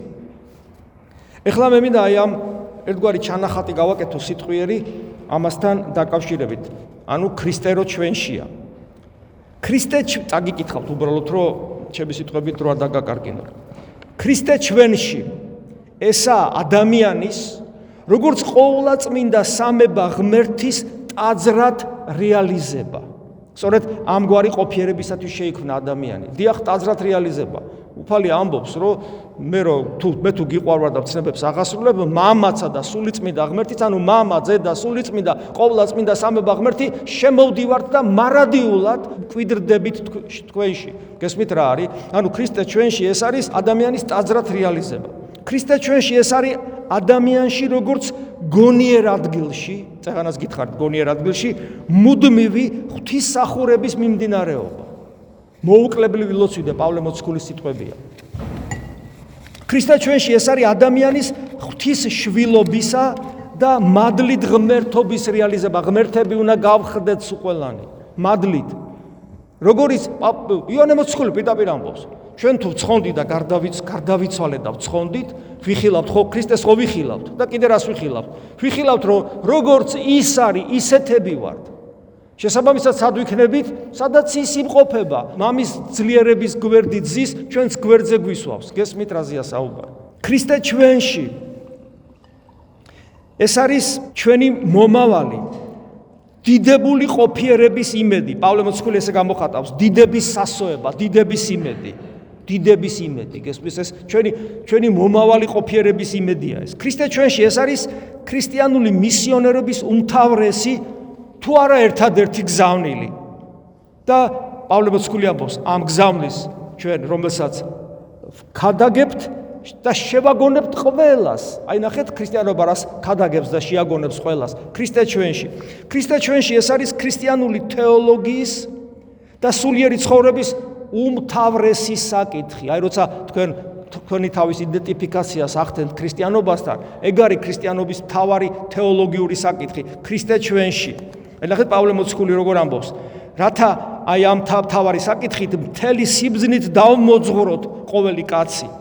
ქრისტე ჩვენში ეს არის ქრისტიანის უმთავრესი ნაყოფი, აი თუ შენ სულიერად ცხოვრობ, უმთავრესი ნაყოფი არის ქრისტე რო ჩვენში იყოს. ამიტომ უნდა ვიღვაწოთ, რომ და კვლავ პავლე მოციქულის სიტყვები, უნდა ვიღვაწოთ, რომ ყოველი კაცი სრულ ქმნილად წარმოვადგინოთ ქრისტე იესოში. ქრისტე ჩვენში ეს არის ქრისტიანული ღვაწლის უმთავრესი მიზანი. და პავლე მოციქულის სიტყვები, რისთვისაც შრომობთ და ვიღწვით. ქრისტე ჩვენში ეს არის ჩვენში ღვთის მადლის მოქმედების უმთავრესი ნაყოფი და პავლე მოციქულის სიტყვები, ძლევა მოსილათ რომ მოქმედებს ჩვენში და გარდაქმნის ადამიანს. ქრისტეს ამსგავსებს ადამიანს. ქრისტე ჩვენში ეს არის ყველა იმ სათნოებათა და ჩამოვთვლი მე სათნოებებს, რომელიც წმინდა წერილიდან არის ამოკრეფილი, რომელიც ყველა არის ქრისტეს თვისება. და ნახეთ რა საინტერესოა, ჩვენ ხო გვინდა რაღაც სათნოებები გქონდეს, არ გამოვა ეს თუ ჩვენში ქრისტე არ იქნება. თუ ჩვენ გვინდა ეს სათნოებები ჩვენ გქონდეს და ამით ქრისტიანებად ვიწოდებოდეთ, ერთადერთი გზა არის იმისა, რომ ჩვენში ქრისტე ცხოვრობდეს. და ქრისტე ჩვენში, ამიტომ ეს არის ყველა ამ სათნოებათა ჩამოვთვლის სათნოებებს. სიმშვიდე, სიმდაბლე, გულმოწყალება, განუკითხველობა, მიმტევებლობა, სიყვარული, მარადიული სიცოცხლე, გონება, ანუ შემეცნების უნარი, ჭეშმარიტების ცოდნა, თავისუფლება, სრულყოფილება და სხვა. ამ ყველაფერი სათნოებათა ქრისტე ჩვენში არის, ამ ყველა სათნოების ჩვენში დამკვიდრება, რომელთა გარეშეც ჩვენ ქრისტიანად ვერ ვრიალიზდები და შესაბამისად ბუნებრივია, რომ ქრისტე ხდება ახალი ქმნილება და ღვთის ტაძარი. პირდაპირ ამბობს, უფალიც ამბობს ამას, პავლე მოციქული მე განმარტავს ხას ამბობს, რომ ქრისტიანი არის, ანუ ადამიანი ეკლესიაში რომ მოდის, კი არ ხდება მისი გაუმჯობესება. აღარ იტყვილება და აღარ იტყვილება, იპარავდა აღარ იპარავს, მუშაობდა აღარ მუშაობს, ნარკომანი იყო აღარ ნარკომანობს. ეს კი არ არის მიზანი. ახალი ქმნილება უნდა გახდეს. ანუ ის რა ჩამოვთვალე, ეს საკმარისი არ არის, რომ აი რაღაცას ვიგინებოდი, აღარ ვიგინებ, ესე იგი ქრისტიანი ვარ, არ ხარ ქრისტიანი. არ ხარ ქრისტიანი, აღარ ნარკომანობდი, აღარ ნარკომანობ, ქრისტიანი ვარ, არ ხარ ქრისტიანი. ქრისტიანი ხარ მაშინ, როცა ახალი ქმნილება ხდები და ეს კითხვები თქვენ უნდა დაუსვათ საკუთარ თავს. თქვენ უნდა შეაწუხოთ საკუთარი თავი, უნდა ჩაუღმავდეთ, უნდა იფიქროთ, უნდა იკითხოთ, უნდა ისწავლოთ, უნდა იღვაწოთ, ამის გარეშე არ არსებობს და ეს გაძლევთ საოცარ ბედნიერებას. იმ ღმერთი რომ თქვენში შემოვა, რა თქვენ გონიათ ვერ გზნობს ადამიანი? გზნობს და იწყება მისი გონება მიუწვდომელი სიხარული და ბედნიერება, რომელსაც ვერაფერი ამ სამყაროში თვით სიკვდილიც კი ვეღარ წაგვართმევს. ქრისტე მკვიდრდება ადამიანში და ეს არის ქრისტიანობის უნიკალური მისტიკა. აი ეს არის. ამიტომ ღვთის წინაშე უმთავრესი სათხოვარია, რომ შინაგან კაცში გამტკიცების ძალა მოგცეს, რომ ქრისტე დამკვიდრა. აი ჩვენი მთავარი სათხოვარი რა არის, როცა ვლოცულობ და ნახეთ. პავლე მოციქულის სიტყვები. ამის ჯერისათვის მოვიდრეგ მუხლთა ჩემთა მამისა მიმართ და ლოცულობს ჩვენთვის ახლა პავლე მოციქული. რათა მოგცეს თქვენ სიმდიდრისაებ დიდებისა მისისა, ძალითა გამტკიცებად სულისა მიერ მისის, ანუ მისი დიდარი ძალის, მისი სულის ძალით, ანუ საღვთო ენერგიის მიერ რა მოგცეს რა? შინაგან კაცში დამკვიდრებად ქრისტე, ანუ ჩვენ შიგნით რომ ქრისტე დამკვიდრდეს, სარწმუნოებითა გულთა შინაჩვეთ, ანუ ჩვენი რწმენა რომ რეალიზდეს იმგვარად, რომ ჩვენში ქრისტე დამკვიდრდეს. ეს არის თავარი მიზანი ქრისტიანისა. ის გითხარით, რომ ესე იგი სამება მკვიდრდება, ესეც გითხარით და ამასთან ერთად მინდა გითხრათ კიდევ ერთი ესეც ქრისტიანულ მისტიკას ეხება, მეორე საიდუმლოებაზეც საუბრობს და ესე ამბობს გამოცხადებით მეუწყამე საიდუმლო იგივით, არცა იგი წუწინარეს მივწერეთ თქვენ და ანუ ბევრჯერ საუბრობს ამაზე, უკვე მეორე საიდუმლოებაზე, ერთი რო ქრისტე ჩვენში და მეორე საიდუმლოებაზე მივწერეთ თქვენ და ვისაც შეგვიძლიათ ამოიკითხოთო ესო და რა არის ამ საიდუმლოების არსი, რომელსაც მე გეუბნები. რა არის ეს საიდუმლოება, რას გვასწავლის პავლე მოციქული მეორეს? განკაცებული ღმერთი საკუთარ განხთობილ სხეულში, ღმერთი ხო ადამიანად მოვიდა. ეს ადამიანური ბუნება ხო ზიარებით განივცობა, ეკლესია ეგ არის, ადამიანი ჩვენ მისი გაგრძელება ვართ და ნახეთ. ამ განხთობილ სხეულში თავს უყრის, რას უყრის და მარტო ადამიანებს კი არ გვიერთებს. ნახეთ როგორ ამბობს პავლე მოციქული. თავს უყრის მთელ ქმნილებას. იმიტომ რომ ადამიანი თავის თავში ყველაფერს მოიცავს, მატერიასაც და ბიოლოგიურ ყოფიერებასაც და ანგელოზებრებსაც, სული რო გვაქვს, ანგელოზის გავს. ანუ ყველაფერს მოიცავს. ადამიანი მთელი კოსმოსია შეიძლება ასე ითქვას. ამიტომ ქრისტემ რომ შეგვიერთა, პოტენციაში შეიერთა მთელი სამყარო და ნახეთ როგორ ამბობს. თავყოფად ყოველივე ქრისტეს მიმართ რაიარს ცათაშინა და ქვეყანასა ზედა. ანუ ყველაფერი ქრისტეში როგორც თავში, მის სხეულში გროვდება. ეს ეფესელთა მიმართ ეპისტოლია. და ეხლა გასაგებია ეს ყველაფერი, მაგრამ აგზელებს, რომელშიც აი ამ თელ სისავსეში და ნახეთ როგორ ამბობს წმინდა წერილი, შეიქმნება ახალი ცა და ახალი ქვეყანა. ანუ ქრისტე რო ბრუნდება დედამიწაზე, სამყაროს გარდასახვა ხდება საღვთო ცეცხლში, საღვთო მადლში და არა მარტო ადამიანი გარდაიქმნება და არა მარტო ადამიანი აღდგება მკვდრეთით, არამედ ქვაც კი შეიცვლება, ყველაფერი შეიცვლება, გესმით? მთელი სამყარო. და ეს წმინდა წერილში შეძლების დაგვარად, ხატოვნად, ფილოსოფიურად, თეოლოგიურად, როგორც ადამიანს შეუძლია გამოთქვას, ეხლაც კი ძნელია ამის არგუმენტირება, ასე არის ეს გამოცხადება აღწერილი და პავლე მოციქული ამბობს, რომ აი ამ საოცარ სამყაროში, რომელიც უკვე ღმერთის ჩანაფიქრის მიხედვით იქნება, იმიტომ რომ ეხლა არის გაფუჭებული სამყარო. ჩვენ გავაფუჭეთ ადამიანება. ადამი რო ღმერთს დაცილდა, სამყარო შეიცვალა. ძეძვი და ეკალი აღმოაცენა, ოფლით უნდა ჭამდეს პურს და კაინი უკვე თავის ძმას კლავს და ანუ გაფუჭდა ყველაფერი და ამის გარდასახვა ხდება ქრისტეს დაბრუნების მერე, რო ეშინიათ ხოლმე მეორედ მოსვლა კი არ უნდა გეშინოდეს, მეორედ მოსვლა უნდა გენატრებოდეს და მთელი წმინდა წერილი, მთელი ბიბლია ეგრე მთავრდება, მალე მოდი უფალო. რატო გვეშინია? იმიტომ რომ არ ვიცით რაზე ვლაპარაკობთ. მეორედ მოსვლაზე ვლაპარაკობთ, არ ვიცით რაზე ვლაპარაკობთ. სამოთხეზე ვლაპარაკობთ, არ ვიცით და ასე შემდეგ, არაფერი არ ვიცით და მარტო ვლაპარაკობთ. უნდა ვისწავლოთ. და აი საოცრებაა წმინდა წერილი. მე მაგალითად ვერ არ შემილია შვიდად წავიკითხო, არ შემილია შვიდად აი გაგებით, ანუ შვიდად ვარ უბრალოდ აი ეს გზნობის გაიც ეს თავად ცეცხლია, თითქოს ცეცხლი უკიდია ისეთია, გესმით? ეს არის ყველაფერი ჩვენი არსებას, რაც აზრს ანიჭებს. და პავლე მოციქული ამბობს, რომ ადამიანს რა ადგილი უჭერია ამ სამყაროში. ადამიანს აქვს მემკვიდრის და შვილის ადგილი, გესმით? თავარი ადგილი გვიკავება.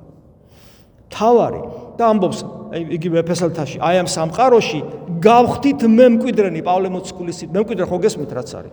ანუ ღმერთი არის მამა და ჩვენ მემკვიდრე, ანუ ყველაფერი ჩვენია მამასთან ერთად. გესმით რა შეასრულა? ყველაფერი მოგვცა, რაც აქვს. ეს გონება ადამიანმა შეიძლება უბრალოდ აურიოს, ამაზე რომ ბევრი იფიქროს, ისეთი დიდებულება გველოდება ადამიანებს თუ ცხონდებით. ამიტომაც ამბობს პავლე მოციქული, რომ ისეთი სიხარული განუზადა ღმერთმა თავის მოყვარეთ, რომელიც არ თვალს უხილავს, არ წყურს მენია და არ ძგულს არ შეხებია. და კიდევ ერთი საინტერესო, რომ ეკლესია, ხომ ეს ეკლესიათ იწოდება ეს ყველაფერი და სწორედ ეკლესიის მიერ თვით ანგელოზებს განეცხადებათ ღვთის მრავალფერი სიბრძნე. აი, ნახეთ, ეკლესიის ძალმოსილება. ეკლესიაში ისეთი სიბრძნეა, რომ ანგელოზები ჩვენგან სწავლობენ თუ როგორია ღმერთი. ღმერთი კი არ იცოდნენ როგორია. ქრისტე რომ მოდის ადამიანებში, ადამიანად და ეკლესიას აარსებს, მე აქედან სწავლობს. აქედან განეცხადათ მათ. და აი ამას ამბობს პავლე მოციქული, თვით ანგელოზებს განეცხადებათ ღმერთის მრავალფერი სიბრძნე. და მე ციტატა არის მისი პავლე მოციქულის აღარ გადაგღლით და ამგვარი წყალობა ქრისტეს სიყვარულს და ეს ყველაფერი ადამიანი ამას რო ხედავს და უყურებს და თან ინდივიდუალურად, პიროვნულად მე ამასთან როგორ მივდივარ, ვიაზრებ რომ ღმერთი ჩემთვის მოკვდა, მე უამრავი ცოდვა მაქვს, ჩემი ცოდების გამო ასეთ სამყაროში არავინ არ გამაჩერებდა, მაგრამ მამართლებს კი არ მპატიობს უბრალოდ. ზოგს გონია რომ ღმერთი გვპატიობს მარტო. გვაპატიებ, მაგრამ შენ თუ უარგისი ხარ და თუ ვერ დაიტევ ამ დიდებულებას, კი ბატონო, აპატიები ხარ იურიდიულად, მაგრამ მაინც ვერ გაჩერდები ამ დიდებულებაში. არა მარტო გვპატიებს, არამედ გვამართლებს. ანუ ჩვენგან ჩვენი ცოდვები ქრება. როგორ? თვითონ მოკვდა. თვითონ მე რომ მაგათ ცოდვები ჩამიდენია, საშინელი რაღაცები რომ ჩამიდენია, მე ამის გამო არ მაქვს პრობლემა რომ სასუფეველში ვიქნები თუ წმენა შევინარჩუნებ. რატომ? იმიტომ რომ თითეული ჩემი ჩადენილი ცოდვისთვის, რომელიც მე ხელს შემიშლიდა არსობრივად ღმერთთან ყოფნაში, ეს ყველაფერი წაშალა, გამამართლა, წაშალა, იურიდიულ ტერმინს იყენებს პავლე მოციქული, იმიტომ რომ თვითონ მოკვდა. და იცით რა გამოდის ამით? ქრისტე ვინ მოკლა? მე მოვკალი. აბა თქვენ გეგონათ სხვა მოკლა, მე მოვკალი ქრისტე, ჩემი ცოდვების გამო. და მე თუ ეს ვიცი, შეიძლება რომ მე მადლიერება არ მქონდეს მის მიმართ. აი ამაშია, აქ არის საფუძველთა საფუძველი ქრისტესადმი, ღვთისადმი სიყვარულისა ქრისტიანობაში. მე იმიტომ კი არ მიყვარს მარტო რომ შემქმნა და რაღაცა ჩემთვის მოკვდა გესმით და როგორ შეიძლება არ მიყვარდეს ეს არის საფუძველი კიდევ ვიმეორებ ჩვენი ღმერთისადმი სიყვარულისა აი ამგვარი წყალობა ქრისტესის სიყვარულს შეგვაძმეცნებინებს რათა შეუძლოთ ცნობად ეს ყველაფერი ვიცით და გავიგეთ რომ კონდეს შევძლოთ გაგება შეუძლოთ ცნობად ანუ შევძლოთ გაგება გარდარეული კიდე სიტყვა გარდარეულს აღია იგი მეცნიერებისა სიყვარული ქრისტეს ანუ ქრისტეს ჩვენ ქრისტეს სიყვარული შევიმეცნეთ და ეს სიყვარული არის გარდარეული გესმით ანუ გონება მიუწვდომელი რათა აღვივსნოთ ჩვენ ყოველგვარი სავსებით ანუ ღმერთით რო ავივსოთ ესე იგი რა გამოდის ნახეთ განკაცებული ღმერთი ეკლესიის ის საიდუმლოებები რო გავაერთიანოთ განკაცებული ღმერთი ეკლესიის წევრთა შორისაცაა და თითოეული წევრის მისტიკურ სიღრმეშიც. მათე მახარებელთან ვკითხულობთ, რამე თუ სადაც იყვნენ ორნი გინა სამნი შეკრებულ სახელისა ჩემისათვის მე ვარ მუნ მათ შორის. ეს არის ეკლესიის განმარტება ერთგვარი. მარტო ეს არა, მაგრამ ერთ-ერთი. ეხლა მეორე ლუკა მახარებელთან, აჰა ეგერა სასუფეველი თქვენშია. ეს მეორე ვარიანტი, ანუ ღმერთი არის ჩვენ შორისაც, როცა ქრისტეს სახელით ვიკრიბებით და ღმერთი ჩვენშიც არის, ანუ ეკლესია არის ჩვენი ერთობა და ტაძარი ვართ ჩვენ.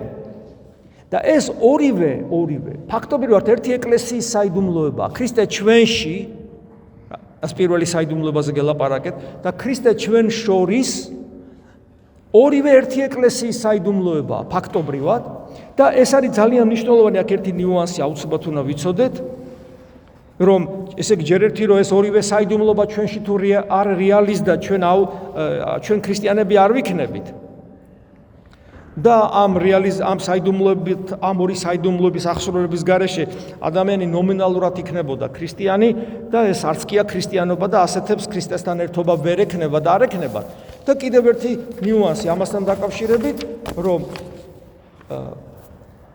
ნახეთ ქრისტე ჩემში მე ხო უნდა განვიცადო და ქრისტე ჩვენ შორის ქრისტე ჩვენ შორის ქმნის ობიექტურად ყველასთვის დასანახავად დოქტრინას ცხოვრების წესს სარწმუნოებრივს ქრისტიანულს რომელიც ყველასთვის საერთოა და ქრისტე ჩემში ეს არის ჩემი პიროვნული უნიკალური განცდა ჩემთან ღმერთის ურთიერთობისა და ეგ არის ძალიან დიდი მნიშვნელოვანი სიბრძნე თუ ჩემი პირადი უნიკალური გამოცდილება ღმერთთან ურთიერთობისა აცდენილია ეკლესიის სადაც ღმერთი არის ასე იგივე ღმერთი არის ჩვენ შორის რომელიც ჩემშია და თუ ჩემი უნიკალური ღმერთთან კავშირი აცდენილია აი ამ ერთობას და მასთან წინააღმდეგობაში მოდის მაშინ ჩემთან არის რაღაცა ხიბლი და ტყუილი ამიტომ აუცილებელია რომ საკუთარ თავში არსებული გამოცდილება გადამოწმებული იქნას ეკლესიის ერთობასთან და თვით პავლე მოციქული რომელსაც ქრისტე ეცხადებოდა და უშუალოდ ასწავლიდა ყველაფერს ის ადის მოციქულებთან რომლებიც ქრისტეს ხორცელად იცნობდნენ და თვითონ ამბობს რომ ავედით გავესაუბრეთ ძმებს ხო რამეს არასწორად ხო არ ვაკეთებ გესმით არადა მას პირდაპირ ქრისტე ეცხადება მაინც გადაამოწმე ასე რომ ეს ძალიან მნიშვნელოვანია რომ ვიცოდეთ ესე იგი ორი სიტყვით რომ დავასკვნათ ჩვენ გქონდა თემა ღმერთის ძიება. ნუ თანამედროვე სამყაროში, მაგრამ ამერწმუნეთ, რომ დღევანდელ დღეს ადამიანი ისე კვდება და ისე იბადება და ისე აგრძელებს ცხოვრებაზე, ისე კვდება, როგორც შუა საუკუნეებში. მთავარ საკითხში ჩვენ დიდად არ განსხვავდებით წარსულისგან. ნუ ახლა თვითმფრინავი დავფრინავთ და ადრე გემებით დადიოდნენ, მანქანები დავდივართ, ადრე ურმებით, მაგრამ პრინციპული განსხვავება ხო არ არის. მაგრამ ის რომ ღმერთის ძიება, ეს არის მისტიკური მხარე ჩვენი ცხოვრებისა ხო ეს არის ძალიან მნიშვნელოვანი ოღონდ ეს გამოგონებული მისტიკა არ არის იმიტომ რომ ადამიანი მისტიკური არსება და ათეისტიც კი იგონებს თავის რაღაცა რელიგიურ ნიუანსებს თავის ცხოვრებაში თუნდაც ბედისწერის როჯერა ან ხო რა იმედი ყველაფერს თავი რომ იმედი არის მისტიკა გესმის ხვალე ჩვენ ახლა რაღაც გეგმები ხო ყველას გვაქვს და დარწმუნებული ვართ რომ ამ გეგმებს რეალიზება ხვალ დღეს უწერია და რა იცით რომ აი რა იცით ჩვენ ვიცით ხვალ ცოცხლები ვიქნებით თუ არა ხო არ ვიცით ობიექტურად მაგრამ ეს იმედი არის მისტიკა ზუსტად და ცხოველს ეს ხო არა ადამიანი მისტიკის გარეშე არ არის. და როცა ვსაუბრობთ ქრისტიანულ მისტიკაზე, ვსაუბრობთ რაზე, რომ ღმერთის ძიება არის მისტიკა, ანუ საიდუმლოებრივი მხარე, ოღონ ჩვენი გამოგონილი მისტიკა კი არა. არამედ ის მისტიკა, ანუ ის საიდუმლოება, რომელიც ღმერთმა მოგვიტანა და მოგცა, რწმენით დაწყებული და ეკლესიაში ჩვენი სწორი ცხოვრებით დამთავრებული. თუ ჩვენ გვინდა ჩვენი ცხოვრების საზრისი რეალიზდეს, როგორც თავისუფალი და გონიერი არსებებისა, ჩვენ ღმერთის ძიება უნდა გავხადოთ ჩვენი ყოფიერების უმთავრეს საქმედ, ყველაფერი მას უნდა დაუკავშირდეს და თუ გვინდა ეს სწორად რეალიზდეს, ამისათვის ღმერთმა მოგვცა ეს ორი დიდი საიდუმლოება ეკლესიისა და ადამიანისა როგორც ტაძრისა, რომელიც საბოლოო ჯამში ერთ დიდ ეკლესიის საიდუმლოება გვესახება. როგორ უნდა მოიქცეს ქრისტიანი, როცა მისი ოჯახის წევრებს ან მეგობარს ან მოყვას ჩაგრავენ, სიტყვიერ და ფიზიკურ შეურაცხყოფას აყენებენ. ჩვენ ხომ ამაზე თვალებს ვერ დავხუჭავთ და გულგრილობას ვერ გამოვიჩენთ. და ვინ თქვა, რომ თვალები უნდა დახუჭოთ და გულგრილობა უნდა გამოიჩინოთ? ჩვენ უფალი რო გვასწავლის მარჯვენა ლოყის მიშვერას, გვასწავლის როცა საკუთარ თავზე მოდის აგრესია. და როცა მოყვასზე მოდის აგრესია, ჩვენ გვაქვს ვალდებულება მისი დაცვის. რატომ არ აქრობს ღმერთი ბოროტებას? ესე იგი, ეს ძალიან დიდი თემაა და რადგან მე მინდა რომ ბევრი პასუხი ბევრს გავცე პასუხი, ამიტომ ბლიც პასუხები მექნება უკაცრავად.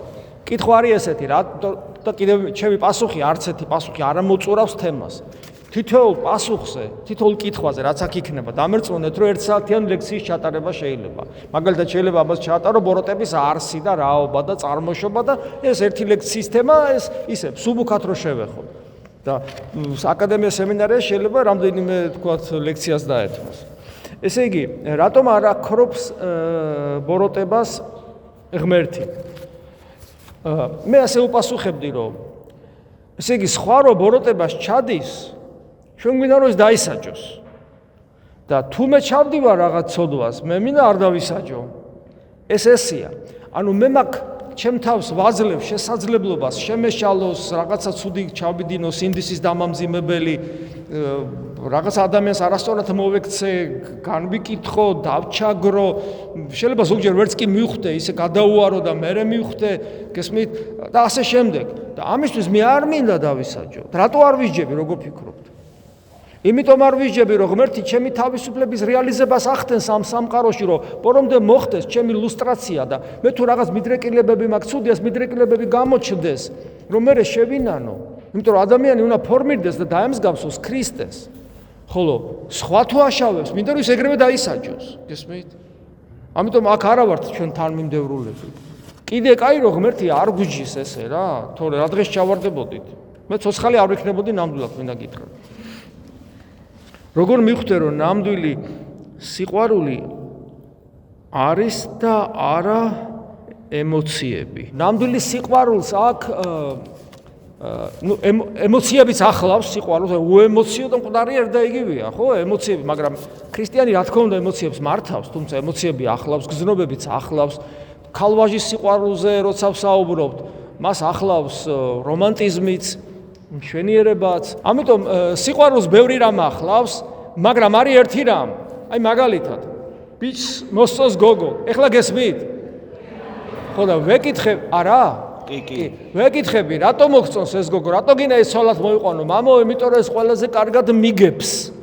სად არის აქ სიყვარული?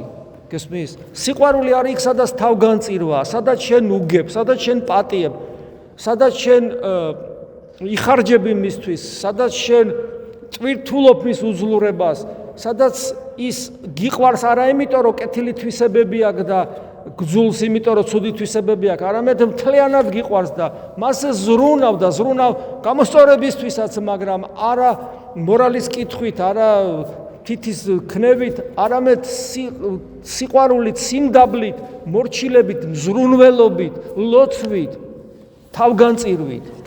ანუ ნახეთ, მივედი სადამდე, სიყვარული არის იქ, სადაც თავგანწირვა, სადაც მზაობა სიკვდილისთვის და სიკვდილი მაინდამაინც ის კი არა, ტყვიას გადაეფარო. ყოველდღიურობაში უნდა ვლინდებოდეს ეს. ისე როგორც მაგალითად მოწამეობა დიდებული რამეა ქრისტიანობაში, მაგრამ ყოველდღიური ცხოვრებაში თუ მოწამე არა, იციან ხოლმე, მამაო, მე ქრისტესათვის მოვკვდები, ღმერთი ჩემზეც, მამაო, შენთვის და ამ დროს ესე იგი რაღაც ელემენტარულ ცოდვას ვერ ანებებს თავს, მრისხანებას ვერ ანებებს, ნარკოტიკს ვერ ანებებს, რაღაცას ეკლესიაში მოსვლა არ შეუძლია დილას ვერ იღვიძებს. არ ამჯერა ესეთი სიყვარულის. შენ ყოველდღიურობაში უნდა ავლენდე ამას, თორე აფექტურ მდგომარეობაში შეიძლება ადამიანი ამბრაზურას გადაეფაროს და მტყვი ამფქოს და რაღაცა მაგარია ესეც. მაგრამ გესმით თავარი არის რომ ადამიანი კონდეს მზაობა ყოველწამიერად მოკვდეს საყვარელი ადამიანისათვის. და კიდე რა ვიცი ახლა თუ ოჯახია საუბარი ხო, ოჯახი როცა ქორწინდები უნდა გაიგო როგორი დედა იქნება, როგორი მამა იქნება შენი შვილები. ანუ რაციონალური აზროვნებას მუშაობს აქ ამ მომენტში, გესმით?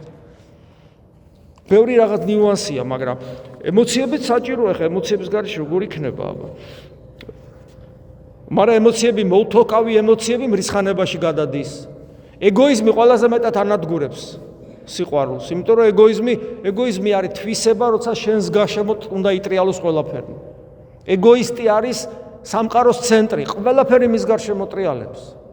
და 8 მილიარდი კაცია, კაცო და წარმოგიდგენიათ რა ხდება და იმიტომაც ხდება რაც ხდება. ამიტომ და პიროვნება არ ითხოვს რომ მის გარშემო ტრიალებდეს. პიროვნება ფეხებს ბანს მოყვას. გახსოვთ ქრისტემ როგორ გააკეთა. და ამას გიკეთებთ რატო გიკეთებთ რა უთხრა თქვენც ესე გაუკეთოთ ერთმანეთს გესმით ითვლება თუ არა რომ არა ცოდვის დამალვა აღსარების დროს და რა უნდა გავაკეთოთ თუ ხრცხვენია მამაოსი ვიყოთ გულწრფელები მღვდელთან და უთხრათ რომ მამაო მაგ ცოდვა რომელსაც ვერ გეუბნები და მე მოძღვარმა უნდა გადაწყვიტოს რა უყოს ამას. მან შეიძლება შეიწყნაროს ეს, კარგი ღმერთმა შეგინდოს, მაინც გაზიაროს, ესეც კი შეიძლება და დაელოდოს იმ მომენტს, როცა შენი გული იმდენად მადლით დაჩვილდება და დარბილდება და მიაღწევს თავდაბლობის ისეთ სიმაღლეს, რომ შენ ნებისმიერ ცოდვას აღიარებ. ამიტომ ეს არის მოძღვრის საკითხი, მაგრამ დამალვით არ უნდა დაუმალო. უნდა უთხრა რომ მაგ რომელსაც ვერ გეუბნები, ეს არის სწორი, ვიდრე ის თქვა რომ ესე არაფერი არ უთხრა. ფარისეველი მორწმუნე უფრო იპოვის ღმერთს ტაძარში სიარულით თუ ურწმუნო ტაძარში არ მოსიარულე, მაგრამ სახლში გულმხუროლეთ მლოცველი და ღვთისმადიდებელი. ფარისეველი ღმერთს ვერ იპოვის თუ არ შეინანა ხოლო ეკლესიის გარეთ ყოფი ადამიანი, რომელიც ამბობს, მამაო ჩვენოს ლოცულობს და ამბობს, პური ჩვენი არსობისა მომეთ ჩვენ დღეს, რომელიც ზიარებას ნიშნავს და არ ეზიარება, ისიც ვერ ცხონდება. გესმით რა შეასახმე, როცა ადამიანი ამბობს, რომ მე ეკლესიის გარეთ ვლოცულობ. იმ ლოცვის არც სიტყვას არ აღასრულებს, გესმით? გითხარით, რომ ქრისტიანობა არ არის არც ინდივიდუალური მისტიკა, რომელიც გამოცხადების გარეშე გაქვს და არც მორალისტობა. ქრისტიანობა ეს არის ქრისტეს დაჯერება. მე აღვაშენო ეკლესია ჩემი.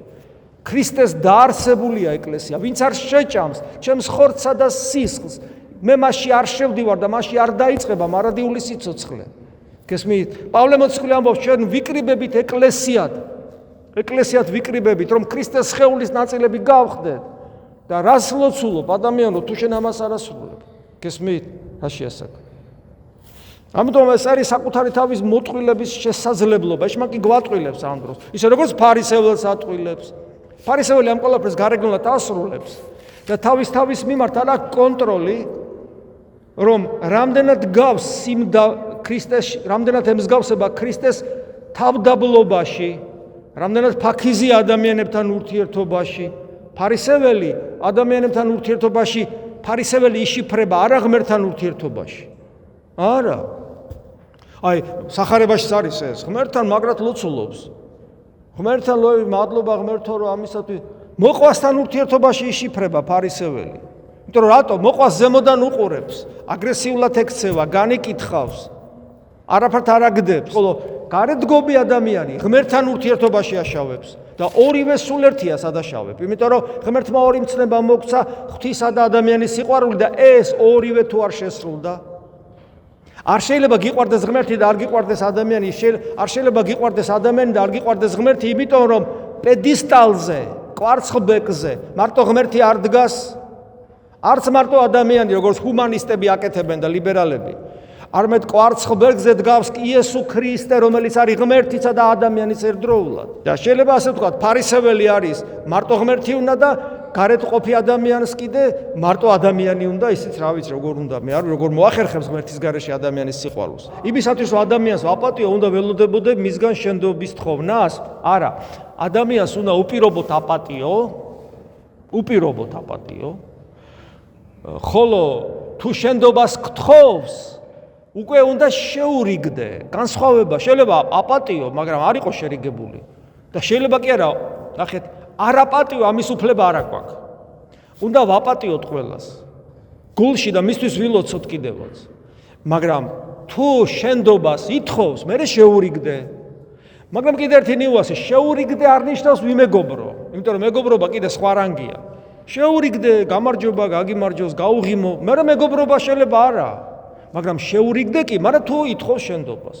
აი ეს არის. რატომ არის როგორც კი რაღაცა ცუდი მოგვივა, პირველად ის გაგვივლის თავში, რატომ დაუშვა ღმერთმა ეს? მაგალითად ვინმე რო გარდაიცვლება, ან უსამართლოდ მოგვექცევა ხოლმე. ანუ რაღაცა რო გასასწრელი მოდის, გარდაცვალება ვიღაცა, ან უსამართლობა, რატომ დაუშვა ეს ღმერთმა? ეხლა ამ კითხვას გარკვეული ლეგიტიმური საფუძველი როგორ არ აქვს, გონიერი არსება ადამიანი და ფიქრობს, რომ ღმერთმა რატო დაუშვა ეს, მაგრამ როგორც წესი, ქრისტიანი ადამიანი არის მებრძოლი. და ბრძოლაში ის ნელ-ნელა უნდა გამოიბრძმედოს, კი არ უნდა დასუსტდეს ფიზიკურად, ფსიქოლოგიურად და სულიერად უნდა გამოიბრძმედოს ადამიანი ბრძოლაში. ბრძოლაში გამოსტილი ადამიანი სხვადასხვა თვისებებს იძენს და ერთ-ერთი თვისება არის ეს. როგორც კი მოდის განსაცდელი ხორციელი ეს არის ავადმყოფობა, ტკივილი, უსამართლობა, ცილისწამება, სიკვდილი, გარდაცვალება, საკუთარი თავის ანუ ავადმყოფობა, ანუ ვიღაცა ახლობლის, რა აქვს მნიშვნელობა, ანუ როცა მოდის გარეგანი განსასწრელი და გარეგანი ჭირი. ქრისტიანი ამას ხვდება როგორც როგორ გითხრათ რა, როგორც ტინის კლდე, რომელსაც ვერაფერი შეარყევს. ქრისტიანს ამისი არ ეშინია, იმიტომ რომ უკვე 100%-იანი იცის. თავისი წიგნებში ხო წერია, მაგრამ თავისი გამოცდილებით იცის, რომ ეს არის ღვთის განგებულება და არ უნდა ეშინოდეს არც სიკვდილისაც, იმიტომ რომ ეს ღვთის განგებულების ნაწილია და ღმერთის სიყვარულია. ბოლო-ბოლო ყველა უნდა მოუკვდეთ და სიკვდილი დასასრული არ არის. ხო და რაც შეეხება უსამართლობას და ხორციელ ტკივილებს და თუ ამ ტკივილებში და ამ უსამართლობაში ადამიანი აგზნობს, რომ მას ლოცვა უძლიერდება და წირვალოცვის სურვილი კიდევ უფრო უძლიერდება, ღვთის ქრისტესადმი ერთგულება უძლიერდება, ეს ნიშნავს, რომ გამარჯვებულია ამ განსაცდელს. თავარი არ მქონდეს სულიერი განსასწრელი, შემიყვანებ განსასწრელს, არამედ მიხსენ ჩვენ ბოროტისაგან, იმიტომ რომ სულიერი განსასწრელი ეს არის ჩემი სულმოკლეობის გამოვლინებები, ეგოიზმის, ანგარების, მრისხანების, უსიყვარულობის, ქვენაგზნობების, რომ გაგიტაცებს, არაწმინდა გულის სიტყვების, წვენაში დასუსტების, უნდობლობის ღმერთისადმი, თავარი ამაში არ გადავარდეთ. და ხორციელ განსასწრელში ადამიანი რატო დაუშვა, რა ვიცი, და მერე ადამიანი კითხვასაც არ სვავს. თავიდან კითხვას სვავს, მერე ხვდება უკვე გამოცდილებით, რომ ყოველი განსაცდელი არის სასარგებლო. და პირველ რიგში საკუთარი თავისთვის, იმიტომ რომ შენ ატყობ, რომ ეს გაძლიერებს ლოცვაში და უფრო მეტად გინდება ღმერთთან ყოფნა. ესევე სხვებისთვისაც. წიგნიერების როლი ღმერთის ძიებაში.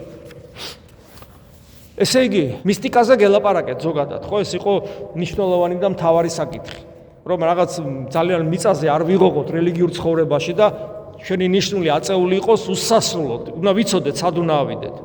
იქ არის ჩვენი სამშობლო. პირობითად, თორე გასასვლელი პირობითად იქ ეს ხელს რო ვიშვერთ, ეს არის სიმბოლო, იმიტომ დედამიწის მეორე საქართველოში რო ვიყოთ, ეხლა გამოდის და ხელები ქვემოთ მექნება გაშვერილი. ხო, ეგრეა. ანუ ეს არის ცარის სიმბოლო. ცარის სიმბოლო სასუფეველის. მაგრამ მისტიკურად ესეა, გასასვლელი სასუფეველში გულიდან არის. ის კიბე, რომელთა სასუფეველში ავდივარ, ჩვენს გულშია. ამიტომ ეს მისტიკაზე აუცილებელი იყო საუბარი, მაგრამ ამას თავის ნიუანსები გააჩნია და ერთ-ერთი არის რა? კითხვა, სავალდებულო, რისი. ახალი აღთქმის წიგნების პირველ რიგში ესე 4 სახარება და მოციქულთა წერილები, ახალი აღთქმის წიგნების წმინდა მამების, ეკლესიის წმინდა მამების და გამოსარჩევია, მნიშვნელოვანია მე-21 საუკუნის ათონელი მამები, რომლებიც ჩვენთვის გასაგებ ენაზე საუბრობენ, თუ რა გვჭირდება ჩვენ დღეს და ძველი აღთქმის წიგნების. მეცაც გეტყვით, რომ ვინც ამას არ აკეთებს, მას უნდა თუ არ უნდა, უფიქრია ამაზე თუ არ უფიქრია, თავისი გამოგონებული ქრისტიანობა აქვს. შესაბამისად კითხვა აუცილებელია. რა სიტყვით მეორედ მოსვლის შესახებ. ესე იგი, მეორედ მოსვლა ეს არის ყველაზე დიდებული ბედნიერება, რასაც ჩვენ მოველით. კიდევ მეორე ბიბლია მთავრდება ეგრე. მალე მოდი უფალო. ქრისტიანი ამით ცხოვრობს, ამით ცოცხლობს. ვინც წირვას ესწრება, ყოველდღე ესმის, ვიხსენებთ მის ჯვარცმას, მის აღდგომას, ამაღლებას და ვიხსენებთ, ნახეთ, ვიხსენებთ მის დაბრუნებას. ანუ ეს მუდმივი ჩვენ გონებაში არსებული მდგომარეობაა. სულ, მაგრამ საშიში ხდება მეორედ მოსვლაზე ფიქრი, როცა ადამიანისათვის ეს ხდება მკითხაობის წყარო. როდი ხვალ იქნება, ზეგი იქნება, 10 წლის მერე იქნება, როდესაც იქნება და იწყებს ნიშნების ძიებას. აბა რა ნიშანია, აბა როგორ, აბა ანტიქრისტე, აბა ძალიან მარტივია, წმინდა ეგნატე ბრიანჩაინოვი. შავით თეთრზე, რომელიც რა თქმა უნდა მისი განსაკუთრებული აზრი არ არის, ასეთია წმინდა მამათა დამოკიდებულება. ესეთ რამეს ამბობს. ვინც თავის ცხოვრებაში ქრისტე ვერ გაიცნო, ის ანტიქრისტეს ვერ იცნობს, რა ნიშნებიც არ უნდა იცოდეს სუზეპირად. იმიტომ რომ ის ანტიქრისტე ეშმაკის ორგანიზებით მოდის და ეშმაკი რის ეშმაკია თუ არ მოგატყვილა და შენ როგორ ფიქრობ შენი ადამიანური ლოგიკით, როგორ გამოიცნობ მის ხრიკებს. ყველაზე ძალიან სადაც გონია რომ იქ იქნება იმ ჩიპებში და რაღაცა სულ სხვა მხრიდან მოვა. ამიტომ ვერ გამოიცნობ და თუ ქრისტეს იცნობ, ეს დაახლოებით ნახეთ, შეიძლება გითქვავს ესეთი რაღაცა. ქრისტიანობა ეს არის გულის სიტყვებთან ბრძოლის ხელოვნება. ქრისტიანი იმითაც განსხვავდება არაქრისტიანისაგან, რომ გულში რაღაც აზრები რომ მოდის გულის სიტყვათ წოდებული, ანუ გრძნობასთან კავშირში რაც არის, ადამიანთა უდიდესი უმრავლესობა და ქრისტიანთა ძალიან დიდი ნაწილი ვერც კი არჩევს გულის სიტყვა ეშმაკისგან არის, კეთილია, ბოროტია, საკუთარი თავისგან არის და როგორც წესი ადამიანები უდიდესი უმრავლესობა თავის გადაწყვეტილებებში ხელმძღვანელობენ გულის სიტყვებით და ძალიან დიდ შეცდომებს უშვებენ მუდმივად, იმიტომ რომ აქვთ გარჩევის უნარი, ეს ღმერთისგან არის ეს გულის სიტყვა თუ ეშმაკისგან. და თუ გულის სიტყვა ვერ გაგირჩევია, რომელსაც ეშმაკი გულში გაწვდის, როგორ მიხვდები ანტიქრისტეს, რომელსაც მთელი ძალმოსილება მიეცემა ეშმაკისგან. შენ რაღაც პატარა ეშმაკ უნდა გებრძვის გულის სიტყვით და იმას თავარი ეშმაკების უფროსისგან მთელი ძალმოსილება მიეცემა, რომ ადამიანები აცნოს და იმას გამოიცნობ. ვერ გამოიცნობ. თუ ქრისტეს არ იცნობ. ეს არის მეორედ მოსვლის შესახებ ჩემი პასუხი. რაც შეეხება საქართველოს გაბრწყინებას, მე მინდა რომ საქართველო გაბრწყინდეს.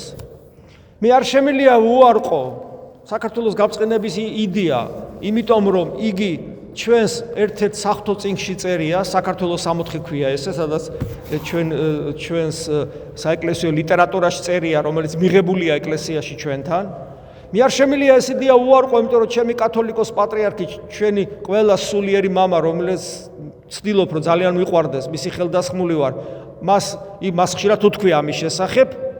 მაგრამ ამავე დროს პატრიარქი, რომელიც ამბობს, რომ ივერია გაბრწყინდება, პატრიარქი იმასაც ამბობს, რომ ჩვენი ყველაზე დიდი მტერი ქართველების არის ამპარტავნება და მე კითხვა მიჩნდება, განვიკურნეთ ქართველები ამპარტავნებისგან თუ არ განვიკურნეთ? ხო და ესე იგი, ნახეთ როგორ არის ღვთისგანგებულება. რატომაც არ შეიძლება იყოს ისეთი, რომ საქართველო გაბრწყინდეს? რატომაც არა? ისტორიაში ამის მაგალითები არა გვაქვს თუ რა? მაგალითად.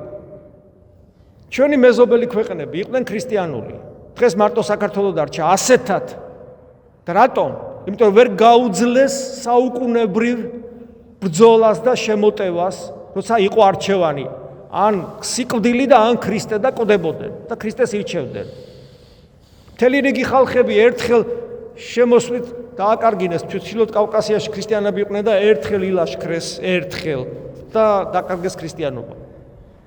ეგვიპტე ეს არის ესე იგი სამშობლო ბერმონაზნობისა.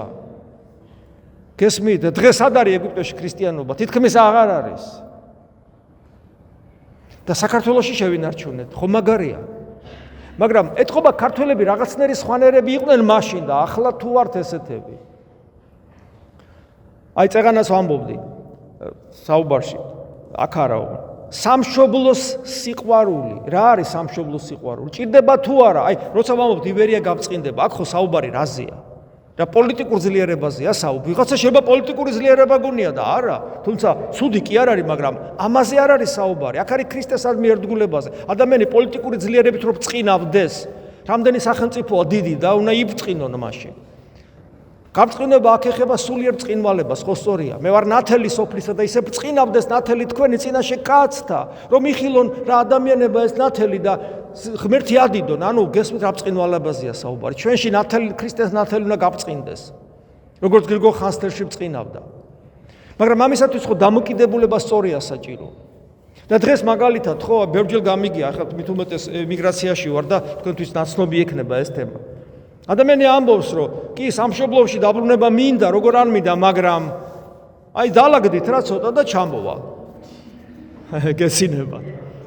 ან ამას არ ამბობს, მაგრამ ქვეცნობიერად ელოდება ადამიანი ამას. რატომ? იმიტომ რომ სამშობლო არის ადგილი, სადაც ის მოახდენს საკუთარი თავის რეალიზებას, ბიზნესის კეთებას, ნიჭიერებას, რაღაცას, შვილებს ასწავლის. ცუდი კი არ არის ეს კაცო. საკუთარი თავის რეალიზებას უნდა მოახდინო და შვილებს კარგად გაზარდოთ, მაგრამ სამშობლოსადმი დამოკიდებულება მომხმარებლურია, გესმით? სამშობლო მინდა, იმიტომ რომ ჩემი თავის რეალიზება მოვახდინო. აბა რა თმინდა სამშობლო? უნდა ემსახურო სამშობლოს.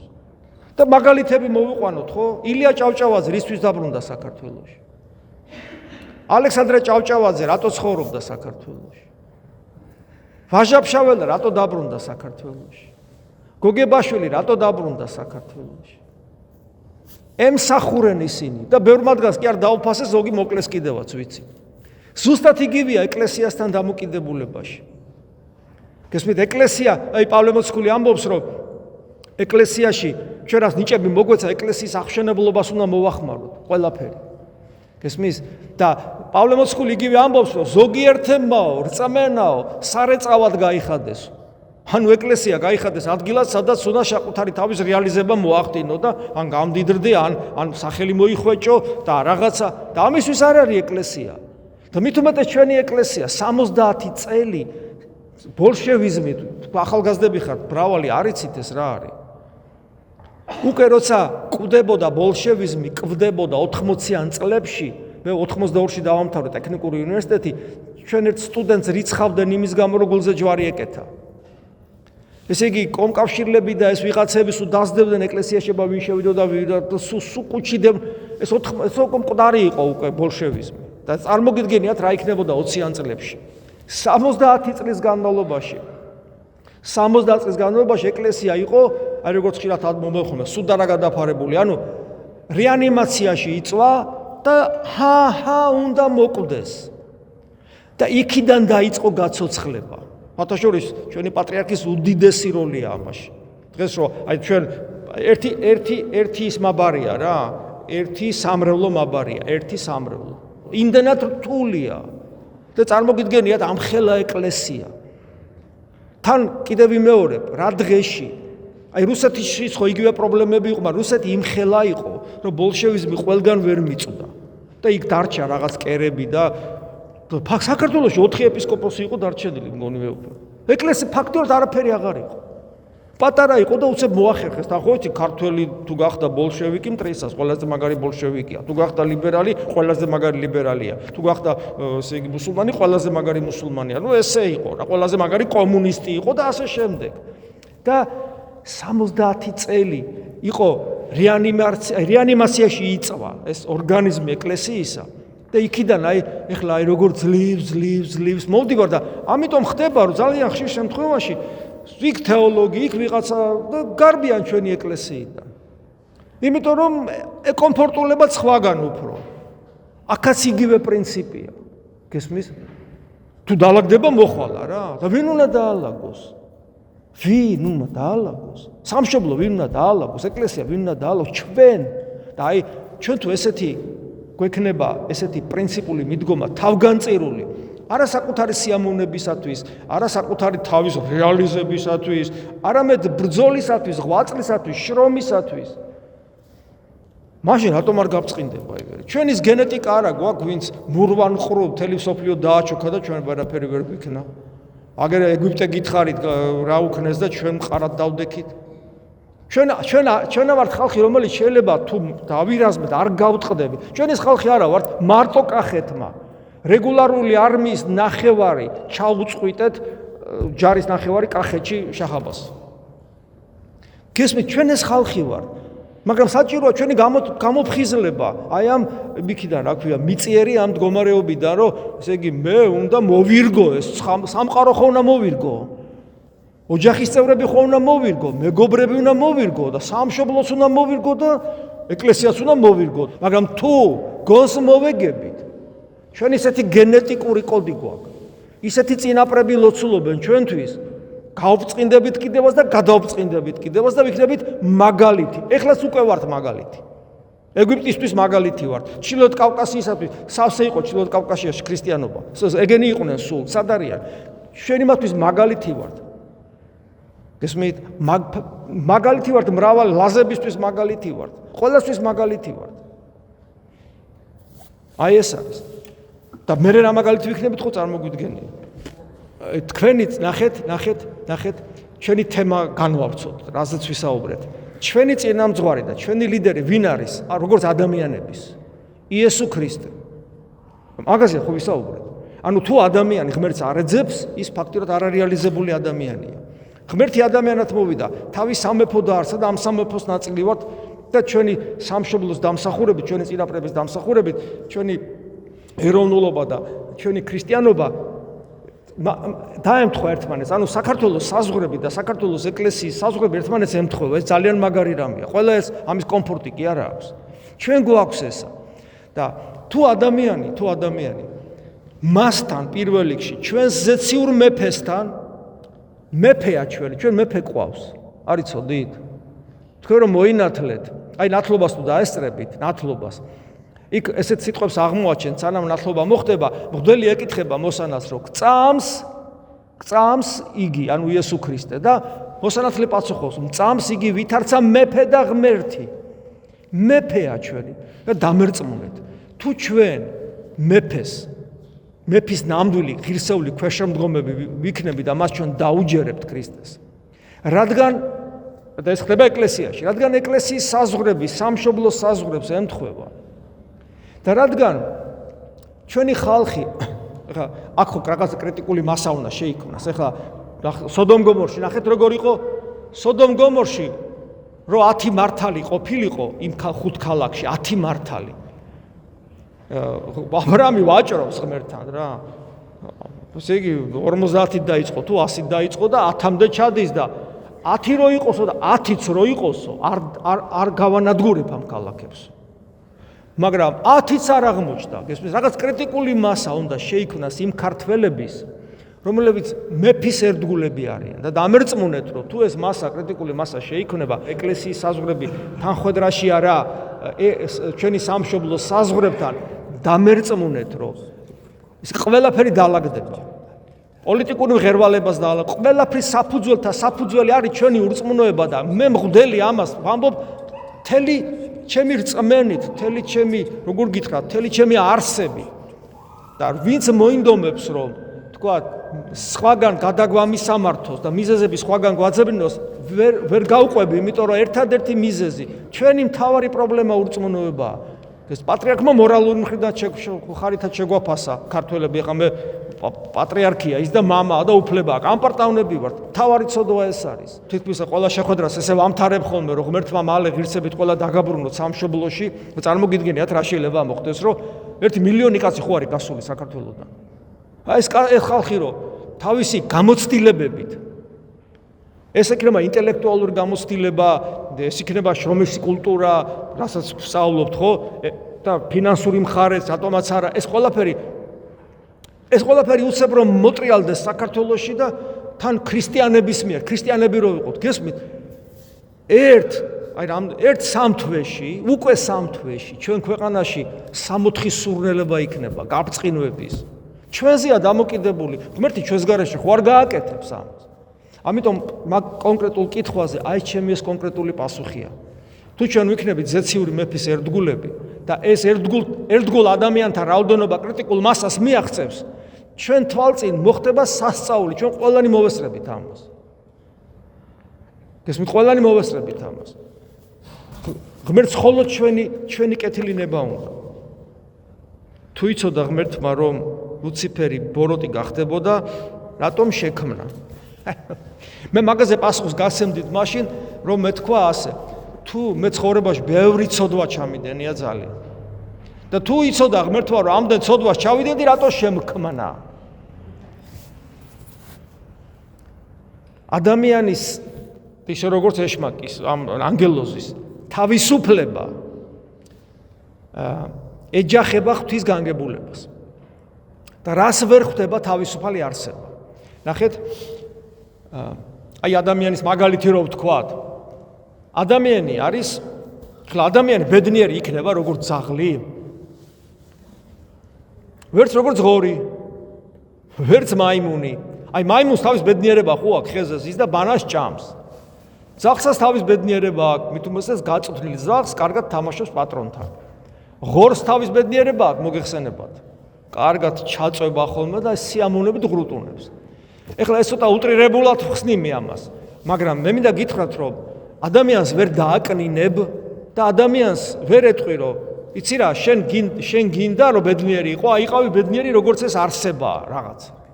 და ნახეთ, ილია ჭავჭავაძე კაცი ადამიანი რო დაწერა, კაცი ადამიანი ვინ არის ეხლა ლუარსაბ თათქარიც? ეს არის თავადი, მდიდარი, უბოროტო, მორწმუნე, ეკლესიაში დადის წირვა ლოცვაზე. ხო გახსოვთ როგორია ლუარსაბ თათქარიც? ანუ არაფერს არ აშავებს. არც ათეისტი არ არის, არც ქვეყნის ამონგდები არ არის, არაფერი არ არის, თავისთვის არის რა, ერთი ბუნჩულა საყვარელი კაცია. დამერწმუნეთ ლუარსაბი რომ ჩვენ ნაცნობობაში რომ ლუარსაბი იყოს და დამერწმუნეთ ბევრნი ვართ ასეთები. ჩვენის ადამიანები კარგი მეზობელი იქნებოდა, კარგი მოსაუბრე იქნებოდა, რაღაცა. გახსოვთ როგორ გააპროტესტეს ქართველმა თავადებმა მაშინ? რატომ? იმიტომ რომ ადამიანი ინტუიციურად მიხვდა რომ ლუარსაბი ცხოველია. მას ცხოველის ბედნიერია კი, ბედნიერია. უბოროტოა კი, მაგრამ ცხოველის ბედნიერება და ცხოველის უბოროტობა აქვს მას. გესმით? ადამიანი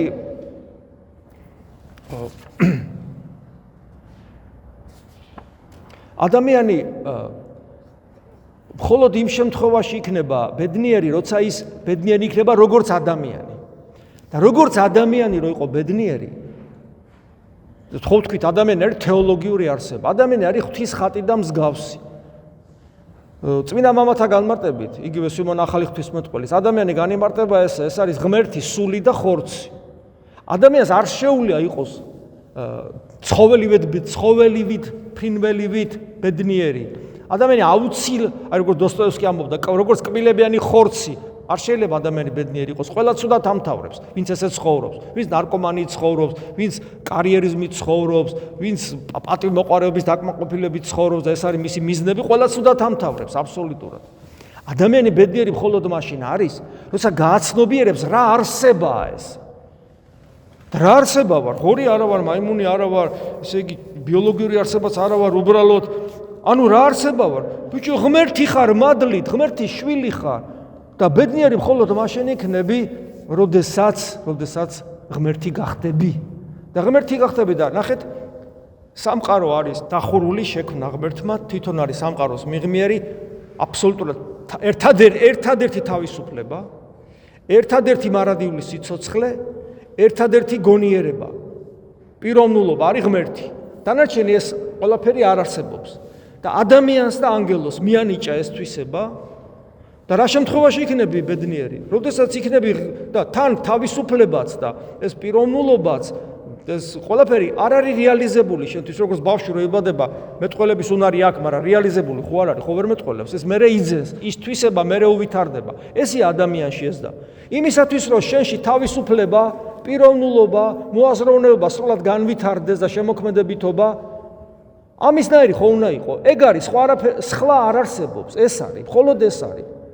ესე გამოდის და რადგან ის თავისუფალია და ის გონიერია, მას ნებელობა, გამოდის რომ შენი ნებელობა ამ ნებელობასთან თანხვედრაში უნდა მოვიდეს. ამიტომაც არის იყავ ნება შენი, იყავ ნება, რომ ჩემი ნება მანგრევს, მანადგურებს, იყავ ნება შენი, ეს ჩემი თავისუფალი არჩევანი. მაგრამ ნახეთ კიდევ ერთი ნიუანსი, რომ თავისუფლება რო არ მქონოდა, როგორ ავირჩევდი მე ამას? ანუ თავისუფლება მომცა რომ ავირჩიო, რომ თავისუფალი თუ არ ცხოველი ვიქნები. ცხოველი რო არ იყო თავისუფლება უნდა მქონდეს, თავისუფლება რომ გვაქვს, ეს ნიშნავს რომ მე შემიძლია მას უარი უთხრა. და თავისუფლება გადაიქცა იმ პრობლემად, ერთგვარ პრობლემად, რომელიც წინაშეს თვით ღმერთი იხევს, იმიტომ რომ თუ თავისუფლება გამინადგურა, მე ვეღარ გადავრჩები როგორც ჩემთვის დაიხურება სასუფეველი, და სასუფეველი არის ღმერთთან ყოფნა როგორც ღმერთის შვილის სტატუსი. და თავისუფლება არის ის თვისება, რომელიც არაფრით გარედან ინსპირირებული ვერ იქნება. ამიტომ ღმერთი რო საქმის თავისუფალ არსებას ადამიანი იქნება თუ ანგელოზი, ის რას იზავს? ეს მისი საქმეა, ღმერთი იმაში აღარ ერევა. თუ ღმერთი როგორც კი ჩაერევა, მორჩა და ამიტომ შექმნა ანგელოზები, შექმნა ადამიანები. ამ ადამიანების და ანგელოზების ნაწილმა აირჩიეს უღმერთობა და ნაწილმა აირჩიეს ღმერთი. ვერაფერს ვერ იზავ აქ. ესმის? აი ამაშია საქმე. ვიხვდით რას ვამბობ, თავისუფლება არის აუცილებელი პირობა ღვთაებრივი ბედნიერებისა, მაგრამ თავისუფლება გარედან ინსპირირებული ვერ იქნება, თვითონ რასაც უნდა იმას გააკეთებს. ამიტომ ზოგი ანგელოზი გახდა ეშმაკი, ზოგი ადამიანი ხდება ეშმაკზე უარესი. აი ეგ არის რეალობა. რატომ ვიტანჯებით? რატომ არის ეს ცხოვრება ტანჯვა? რატომ? კარგია. ძალიან საინტერესო კითხვაა. განსაკუთრებულად წავია, როცა ბავშვია საუბარი. თქვენ გონიათ, რომ ამაზე ლოგიკური პასუხი მექნება? აი, როგორ უნდა დავამტკიცო, რომ ბავშვი რატო იტანჯება, რომელსაც არაფერი დაუშავებია. რატო იბადება ასეთად? რა თქმა უნდა, ერთ-ერთი პასუხი ესეთია, რომ როცა ადამიანი ამ კითხვას სვავს, ხო? ის მისი არეალი ხედვისა შეზღუდული ამ ცხოვრებით. ანუ ჰორიზონტი არის იქამდე სანამ ჩვენ ცოცხლობ და რომ გარდავიცვლებით ყველაფერი მთავრდება. იმის იქით ვეღარ იყურება. მაგრამ ქრისტიანი ხო ესე არ ხედავს. ქრისტიანი ხედავს მარადიულობას. ანუ ჩვენი საზღვარი, ჩვენი ჰორიზონტი არ შემოიფარგლება მიწიერი ცხოვრებით. ის იქით მარადიულობაში გადადის. ამიტომ აქ იტანჯება ადამიანი, შეიძლება იქ არ იტანჯებოდეს და პირიქით. მაგრამ ეხლა ამას თავი დავანებოთ. ხოდი შევქნათ ესეთი სიუჟეტი. ადამიანი, რომელსაც ავადმყოფი შვილი ყავს, მოდი უფრო მძიმე შემთხვევა. ადამიანს, რომელსაც გარდაეცვალა შვილი, ერთი შემთხვევა. ეს ადამიანი არის მორწმუნე. რა თქმა უნდა, საშინელი დღეშია, თავზარი დაეცა, საჩამოენგრა. მაგრამ ხედავთ, რომ დაბრუნდა ეს ადამიანი სახლში. გააგრძელა ცხოვრება და მეცას გეტყვით, რომ მისი სარწმუნოება უფრო ძლიერი გახდა და უფრო მეტად იყურება მარადისობისკენ. და როცა თქვა, ანუ გეშების გეუბნება, რომ საშინელებაა, მაგრამ მე ჩემი ღმერთის მჯერა, რომ მე მას შევხვდები. უბრალოდ თავის მოკლა არ შეიძლება, მაგრამ მე მას შევხვდები თავის დროზე და მე ეს მახარებს, მასულდგმულებს, მაბედნიერებს, ჩემ შვილს ჩავეხუტები. ესე ფიქრობს მორწმუნე ადამიანი და სწორია. ეს ასეც იქნება. ეხლა მეორე მაგალითი ვნახოთ. იგივე შემთხვევა ადამიანს, რომელიც ათეისტია და არ წამს ღმერთი. გარდაეცვალა შვილი, ყველას ჯვარი გწერიათ. წავიდა დამარხა მიწაში. მდგრადი ფსიქიკა აქვს და არ გაგიჟდა, არ გარეკა, თავი არ მოიკლა. მდგრადი ჯამთელია ფსიქიურად რა. ეს ხანდახან უარესიც კი აქვს. როცა ადამიანს ეს დროს არის, იმიტომ რომ ისეთი მყარია, რომ არ უყუჩებს არაფერი რა. დაბრუნდა სახლში, როგორ ფიქრობთ, რას იზავს იმ საღამოს? არ დაიძინებს? ნუ კაი, ერთი საღამო არ დაიძინა, მეორე საღამოს არ დაიძინებს. დაიძინებს. და ვიცი, ჩემი მღვდელი ვარ და ჩემთან ბევრი ასეთი ადამიანია, ხო და დაუძინიათ. როგორ ფიქრობთ, ძილი, რაც არ უნდა ძიმე იყოს, სიამოვნება ახლავს თუ არა ძილს, როცა დაღლილი ხარ? ახლავს სიამოვნება. ყველა ფიზიოლოგიურ მოვლენას ხორცში სიამოვნება ახლავს. გაიღვიძებს, უცებ კოშმარია. რამდენი დღე იქნება უჭმელი, როგორ ფიქრობთ? არ შეჭამს? შეჭამს. ჭამა არის თუ არა სიამოვნება? განემიტო შეჭამს, რომ სიამოვნებს, ისე მოშივდება, რომ სხვა გზა არ ექნება და ამიტომ არის სიამოვნება. ანუ რაღაცა ნაყის და რამენ ტორს კი არ შეჭამს, მაგრამ ისე მოშივდება და სხვა გზა არ ექნება. და დალევს წყალს, მოშივდება, დალევს შეჭამს. ახლა განვავრცოთ ეს. მეზობელი შემოვა, ნათესავი შემოვა. ერთ კვირაში, ორ კვირაში მიხვალ და დაინახავ, რომ იცინის. არ იცით ესა თქვენ? ხო იცით, რომ ასე ხდება. მერე სამსახურში გავა, მერე კარიერას გააგრძელებს და ასე შემდეგ მე აღარ ვწვრილმანდები, ჩვეულებრივ ცხოვრებას აგრძელებს, მით უმეტეს თუ ახალგაზრდაა მშობელი. და ამ დროს უცებ ამბობს, არა რაღაცა ღმერთი არა ის არსებობს. შედალოცვილო, შენი საყვარელი პატარა ბავშვი მიწაში გიწვენია. და ღმერთი არ არსებობს, როგორც შენ ამტკიცებ. და როგორ ახერხებ სიცილს, ესე იგი გართობას, ყველაფერს როგორ ახერხებ, მაშინ როდესაც შენი საყვარელი არსება მიწაში ჩააწვინა და გასაგებია რა უნდა გექნა, მაგრამ როგორ ახერხებ ამ გონება მიუწვდომელ ტრაგედიას, რომ ბავშვი გაქრა და შენ ჩვეულებრივ ცხოვრებას აგრძელებ. ესეთი შემთხვევა მქონდა მე ერთხელ, მაშინ ცოტა ის დიდი იყო ის ბიჭი 24 წლის, სახელიც კი მახსოვს მისი. ეს არის ჩემი მღვდლობის დასაწყისი და ახლობით ალბათ 98 წელი, ან 99 წელი. და ახალგაზრდა ბიჭი გარდაიცვალა და წესი აუგედა. წესის აგების დროს თუ პანაში აღარ მაქვს, რა მნიშვნელობა აქვს? დედამისი ახალგაზრდა ქალია, კაცო და რამ მათქა, ეხლა სულ ფიქრობ, რამ მათქა, როგორ შეიძლება ამ დროს დედას ეგეთი სიტყვები უთხრა? არ ვიცი ეს რა იყო და მე ვფიქრობ, ღვთისგან იყო შედეგიდან გამომდინარე და მოგიყვებით. და რომ დავასრულე ლოცვა, ამას ვეუბნები, რომ ძალიან გთხოვ მეთქი, რომ შენი შვილი არ დაივიწყო. რა სათქმელია ეხლა? შეიძლება თავში რაღაც ჩაგარტყას და მართალიც იქნება. აბა ამას როგორ ეტყვი ეხლა? შვილყდარ დედას, შვილი წინ უსვენი. გავიდა 1 წელი თუ 2 წელი თუ რაღაც ესე და ნუ თავში არ ჩამარტყა. და მოვიდა ეს ქალი ჩემთან. და მითხრა, რომ მაშინ როცა ეს სიტყვები მითხარიო, ძალიან გავბრაზდიო. ანუ გადავრჩენიო. და ეხლა იცით რატომ მოვედიო? ეხლა იმიტომ მოვედიო, რომ მინდა გითხრათ, რომ რა მართალი თქვით. მე ხა ვაცნობიერებ, რომ დამოვიწყდა ჩემი შვილი ჩვეულებრივად ცხოვრობ. და ნანობდა ამას. არ იყო მორწმუნე. ეხლა მე გეკითხებით რა, როცა კითხვას მისვამენ, ბავშვის ავადმყოფობა, როგორ ჯობია, რომ ადამიანი მორწმუნე იყოს თუ ურწმუნო. ურწმუნო ადამიანი უნდა არ უნდა მას უსინდისოდ იქცევა, როცა ცხოვრებას აგრძელებს. ხოლო მორწმუნე ადამიანი ამტკიცებს, რომ ღმერთი არის, იმიტომ რომ მიუხედავად ამ ყველაფრისა მასთან კავშირს არ კარგავს. ამიტომ ნების მორალურ, სულ მე ხო ეხლა მისტიკას არ შევეხე. ღმერთი ადამიანი როგორ ეხმარება, როგორ ცნობს, ადამიანი როგორ უარყოფს ამას, ან არ უარყოფს იღებს. მე სულთა მორალურ მხარეს შევხედე. რომელია უფრო ამორალური, ურწმუნო თუ მორწმუნე? და რატომ გვინდა მაინდა-მაინც რომ ამ ქვეყნიურ ტრაგედიას მივაბათ ის რომ ღმერთი არ არის.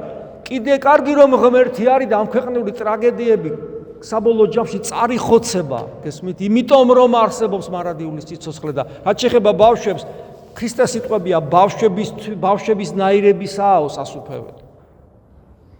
ეგ ერთი და ეხლა თითოეული ადამიანის ისტორიას რო ჩავყეთ,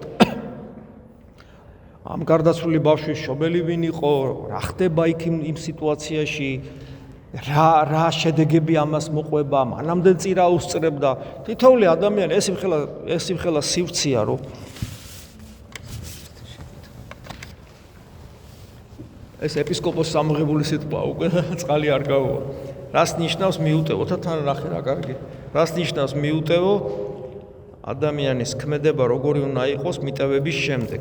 მიტევება არის მაშინ, როდესაც გულში ხინჯი გიქრება ნელ-ნელა, მაგრამ ეს რადგან შეუძლებელია ზოგ შემთხვევაში, ამიტომ ძალიან მნიშვნელოვანია, რომ ვიცოდეთ, რომ ნამდვილი მიტევება ღმერთის გარეშე არის შეუძლებელი. ადამიანს არც ერთი ქრისტეს მიერი სათნოების აღსრულება არ ძალუძს, თუ ქრისტე ჩვენში არ იცხოვრებს. მხოლოდ მაშინ, როცა ქრისტე ჩვენშია, მაშინ ძალგვიც ისეთი სათნოება და ყველა სიმდაბლე, სიმშვიდე, მიმტევებლობა, სიყვარული, ცოცხალი რწმენა, ღმერთთან კომუნიკაცია, ლოცვა, ყველაფერი სრულდება მაშინ, სრულად, როცა ჩვენი გული იხსნება ღმერთისათვის. მაგრამ მეორე მხრივ, ჩვენ თანამშრომელი ვართ ღმერთისა, ამიტომ ჩვენ ის რაც არ შეგვიძლია, იმას ვცდილობთ. აი მაგალითად, ჩვენ არ შეგვიძლია ღმერთის შვილობა, მაგრამ ვცდილობთ, ვეუბნები, მამაო, მე არ შემიძლია ღვთისნების აღსრულება, მაგრამ ვთხოვ, ნეიყავ ნებაშიანი. ანუ არ შემიძლია, მაგრამ წმინდა წერილი და ლოცვები მე მაძლევს მიმართულებას, მე ჩემი რწმენი და ქრისტესადმი ერთგულებიდან გამომდინარე მე ამას ვაჟღერებ და მე ვცდილობ ამის შესაბამისად ვიცხოვრო და ღმერთი რო ხედავს ამას, მე მეხმარება. გესმით და მაშინ უკვე შევძლებთ მიმტევებლობას. წეღანაც აი საქართველოზე ვამბობდი, თქვენ გაქვთ როგორც ჩვენ საერთოდ ყველას ქართველებს გვაქვს ეს უნიკალური რამ, რომ ჩვენი ქართველობა და რწმენა იდენტური ფენომენია. რაღაც აი თანხმედრაშია ერთმანეთთან. და თქვენ რომ ემიგრაციაში იმყოფებით, ემიგრაციაში ეკლესიების მეტი რა არის? მადლობა ღმერთს, რომ მართლმადიდებელი ეკლესია ყველგან არის, მაგრამ კათოლიკოს პატრიარქის კურთხევით, როცა ემიგრაციამ გამრავლება დაიწყო, კათოლიკოს პატრიარქის კურთხევით მოხდა ის, რომ მან დაარსა ეპარქიების საზღვარგარეთ. ანუ თქვენ ეკლესიაში ისედაც იქნებოდით სხვადასხვა იურისდიქციაში, მაგრამ საქართველოს ეკლესიაში ყოფნა გაძლევთ საშუალებას პლუს არ მოწყდეთ სამშობლოს და თქვენი ქართველობა, თქვენი შვილების ქართველობა არ დაიკარგოს და საჭირო დროს დაბრუნდეთ საქართველოში. მაგრამ იმისათვის რომ ეს რეალიზდეს, უნდა იყოთ ეკლესიის წიაღში და ეკლესია არ არის აბსტრაქცია, ამას ყველა შეხვედრაზე ვამბობ. ეკლესია არის პერსონიფიცირებული, ანუ კონცენტრირებული, პერსონიფიცირებული ეპისკოპოსთან. და სადაც არ არის ეპისკოპოსი, იქ ეკლესია არ არის. ამიტომ ის ვინც ფიქრობს, რომ არის ეკლესიაში, მაგრამ არ არის ეპისკოპოსთან. ის არ არის ეკლესიაში. საქართველოს მართლმადიდებელი ეკლესიაში. ვინც არ არის საქართველოს მართლმადიდებელი ეკლესიაში, მას ძალიან გაუჭირდება ქართველობის შენარჩუნება. ყველაფერი ხელს გვიშლის, რომ ჩვენი ღირებულებითი მხარეები გადავარჩინოთ და ქართველობა ღირებულება იმიტომ არის, რომ კიდევ ვიმეორებ, ქართული კულტურა არის ის მადლიანი ინსტრუმენტი, მოდი ესე ვთქვათ, რომელმაც მე ქრისტიანობა ადვილად, ყოვლადწმინდა სამება ღმერთის შესახებ მოძღვრება ადვილად მიმაღებინა. მე მაგალითად რო ვცხოვრობდი უცხოეთში, უპირობოდ ვიქნებოდი ეპისკოპოსის გვერდზე და საქართველოს ეკლესიის იურისდიქციაში. ეს არის ჩემი ვალდებულება ჩემი სამშობლოს წინაშე. მე როგორც ქართველს მაქვს ვალდებულება ჩემი სამშობლოს წინაშე. რომ მას ბოლომდე უერთგულო ჩემი შვილებით, ჩემი შვილიშვილებით, რომ ესტაფეტა, რომელიც მე გადმომეცა, გადავცეთ სხვას. მით უმეტეს მადლობა ღმერთს, რომ თქვენ ყავთ ეპისკოპოსი, რომელსაც გული ყოველთვის ღია აქვს თითოეული ადამიანისათვის, მთავარია რომ თქვენ ეს ისურვოთ. და ყველას კიდევ ერთხელ ვამბობ, გისურვებთ თავის დროზე, როცა ღმერთი ინებებს, თქვენ ხელი არ შეუშალოთ, ღირსეულ დაბრუნებას, ქრისტიანულ დაბრუნებას სამშობლოში. ამინ.